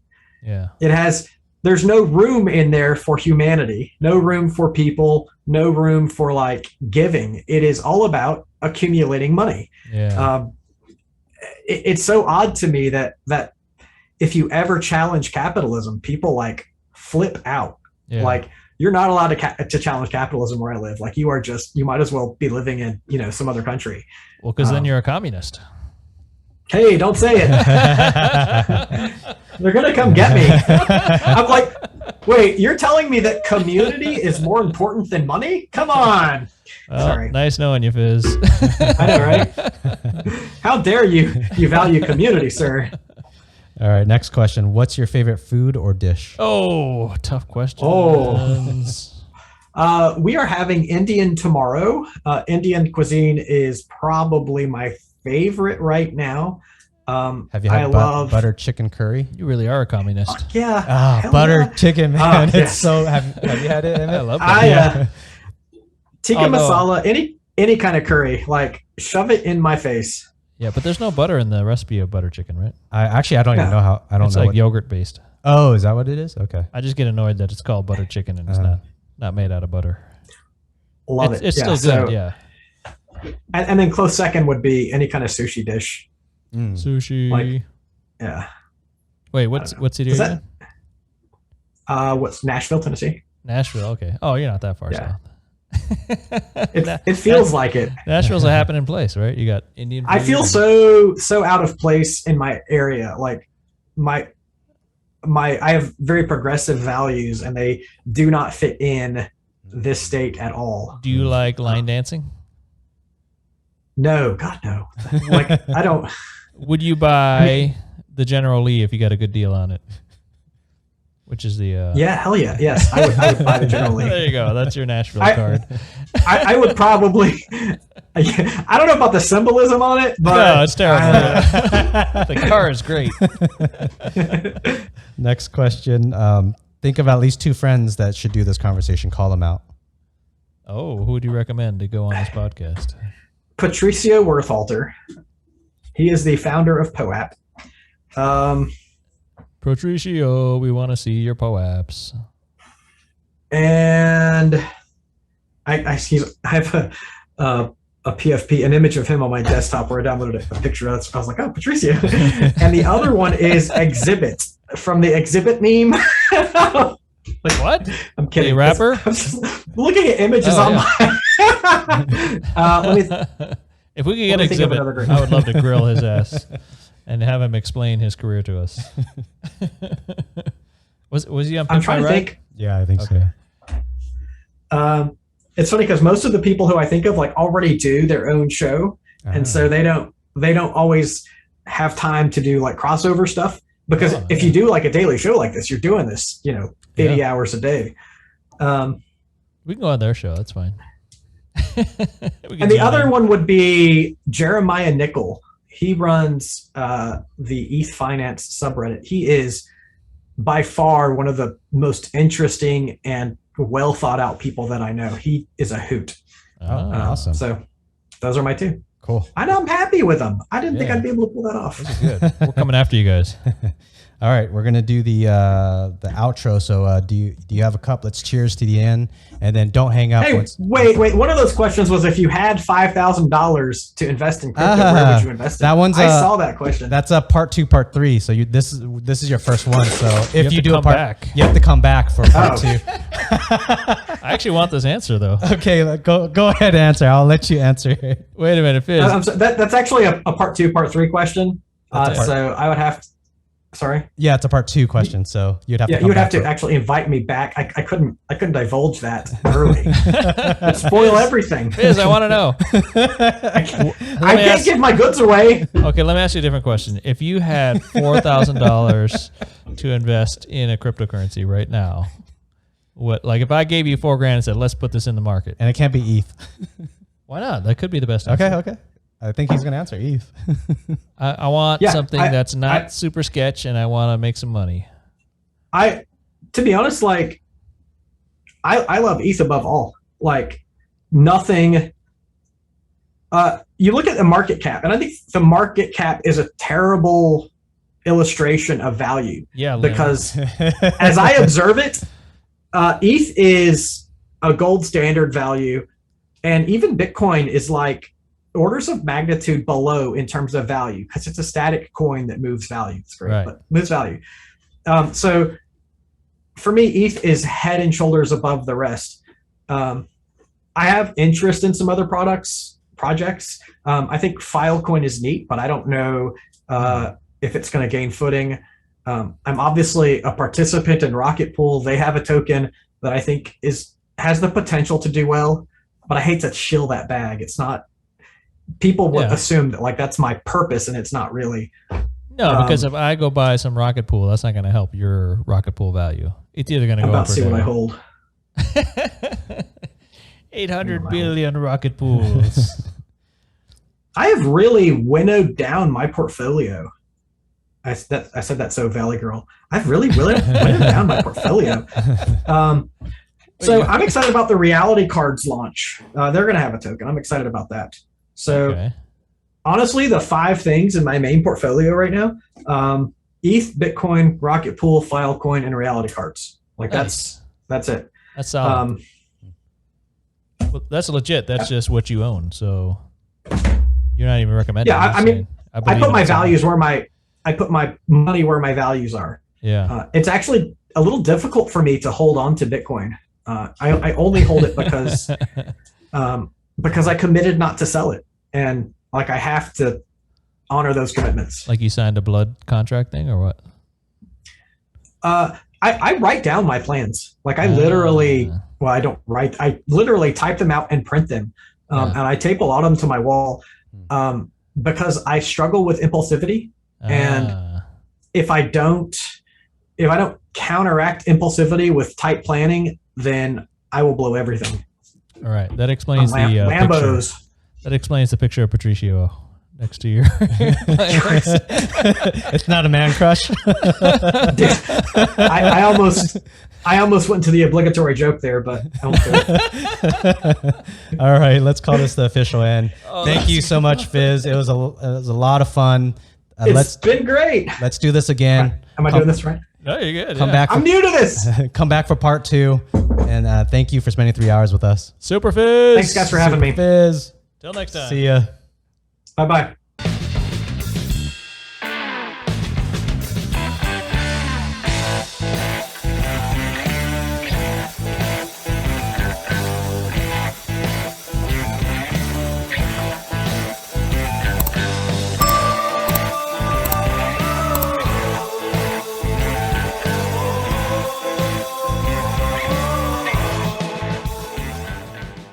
last battery that I put in here wasn't from the freezer, I feel like it didn't last as long. That's not scientific at all. Hey, have you ever heard of putting batteries in the freezer? Does that do anything to the batteries? Yeah, so I've heard that, but I don't know if it's. I've actually heard it, but it's supposed to preserve their life, right? Well, Liem thinks it makes the batteries perform better, like you get more battery, or you get more juice out of the battery. I wouldn't say. I don't know how. I've had personal experience where that. I had a battery that was in a. I had a car alarm beeper, the handheld. What do you call that thing? The remote. And it had a battery reader on it too, so it was showing a low battery. And I got to work that day, and I'm like, oh shit, I don't want this battery to die. So I put the battery in. I remember it was either 1 out of 3 or 1 out of 4. I forget how many bars. That was like a story 20 years ago. But I put the battery in the refrigerator or the freezer that sure it wasn't a pager. it was kind of big, but at the end of the day, I put the battery in, and guess what? Yeah, freaking half battery left. So I don't know. It's just we gotta do one of those Project Farm guy. Yeah, tests, like a battery and then test, yeah. I just put a new battery in this headset, and then I told Emmett that battery seemed to go dead kind of quick, or get used quickly. I don't know what happened because it wasn't in the fridge. Yeah, so I don't know. I just do you want to know my personal evidence to myself that I have succeeded in cryptocurrency is that I purchased this thing called a battery daddy, and it holds like 100 batteries, and I have stocked it with batteries. And that is like, as a father, because all of my kids' toys are like battery based. It's like I have arrived. I have a battery. I'm living in the fucking future. Yeah. Wait, so you're like, baby, you need some AA's, AAA's. Does that thing recharge them, or is it? Are they all recharged? No, they're not rechargeable. They are alkaline batteries. Okay. But because with kids' toys, they tend to sit for months at a time before being used for a few days. Right. Yeah. Does your wife agree that your cryptocurrency endeavors are worthwhile at this point? Oh yeah. Like, was there a point where she made fun of you, or really didn't care to hear about it? Or wait, okay. So number one, she still doesn't care to hear about it. Like, she has zero interest in any of it. Yeah. I've been begging her to let me get her an ENS, an Ethereum name server. Like, I guess those are like Superphiz.eth or like Liem.eth. And she's like, really, don't waste your money. And I'm like, but it's not a waste. It's the future. Yeah. So she appreciates it because of the bills it pays, but she has hold on. So she was impressed with one of my Twitter followers, which is a guy from the Coldplay band. And she was impressed that I had a meeting with Ashton Kutcher because he's some kind of big actor. Nice. And sorry, I don't do a lot of media, but like, she's like, well, maybe you're doing something all right. Because I think so. Go ahead. To be fair, I didn't have a meeting with Ashton Kutcher. He's involved with Stoner Cats, and I did a call about Stoner Cats, and there was some tangential collision there, but a brush with celebrity. Yeah. Which it doesn't do anything for me, but that's how she recognizes like success. That's Ashton Kutcher credibility for your work. You gotta do a bloopers at the end. No, I think I'm gonna keep this at the intro. I got it. Dun, So, dun, dun. Oh, Lordy. So that's printed out. I had one.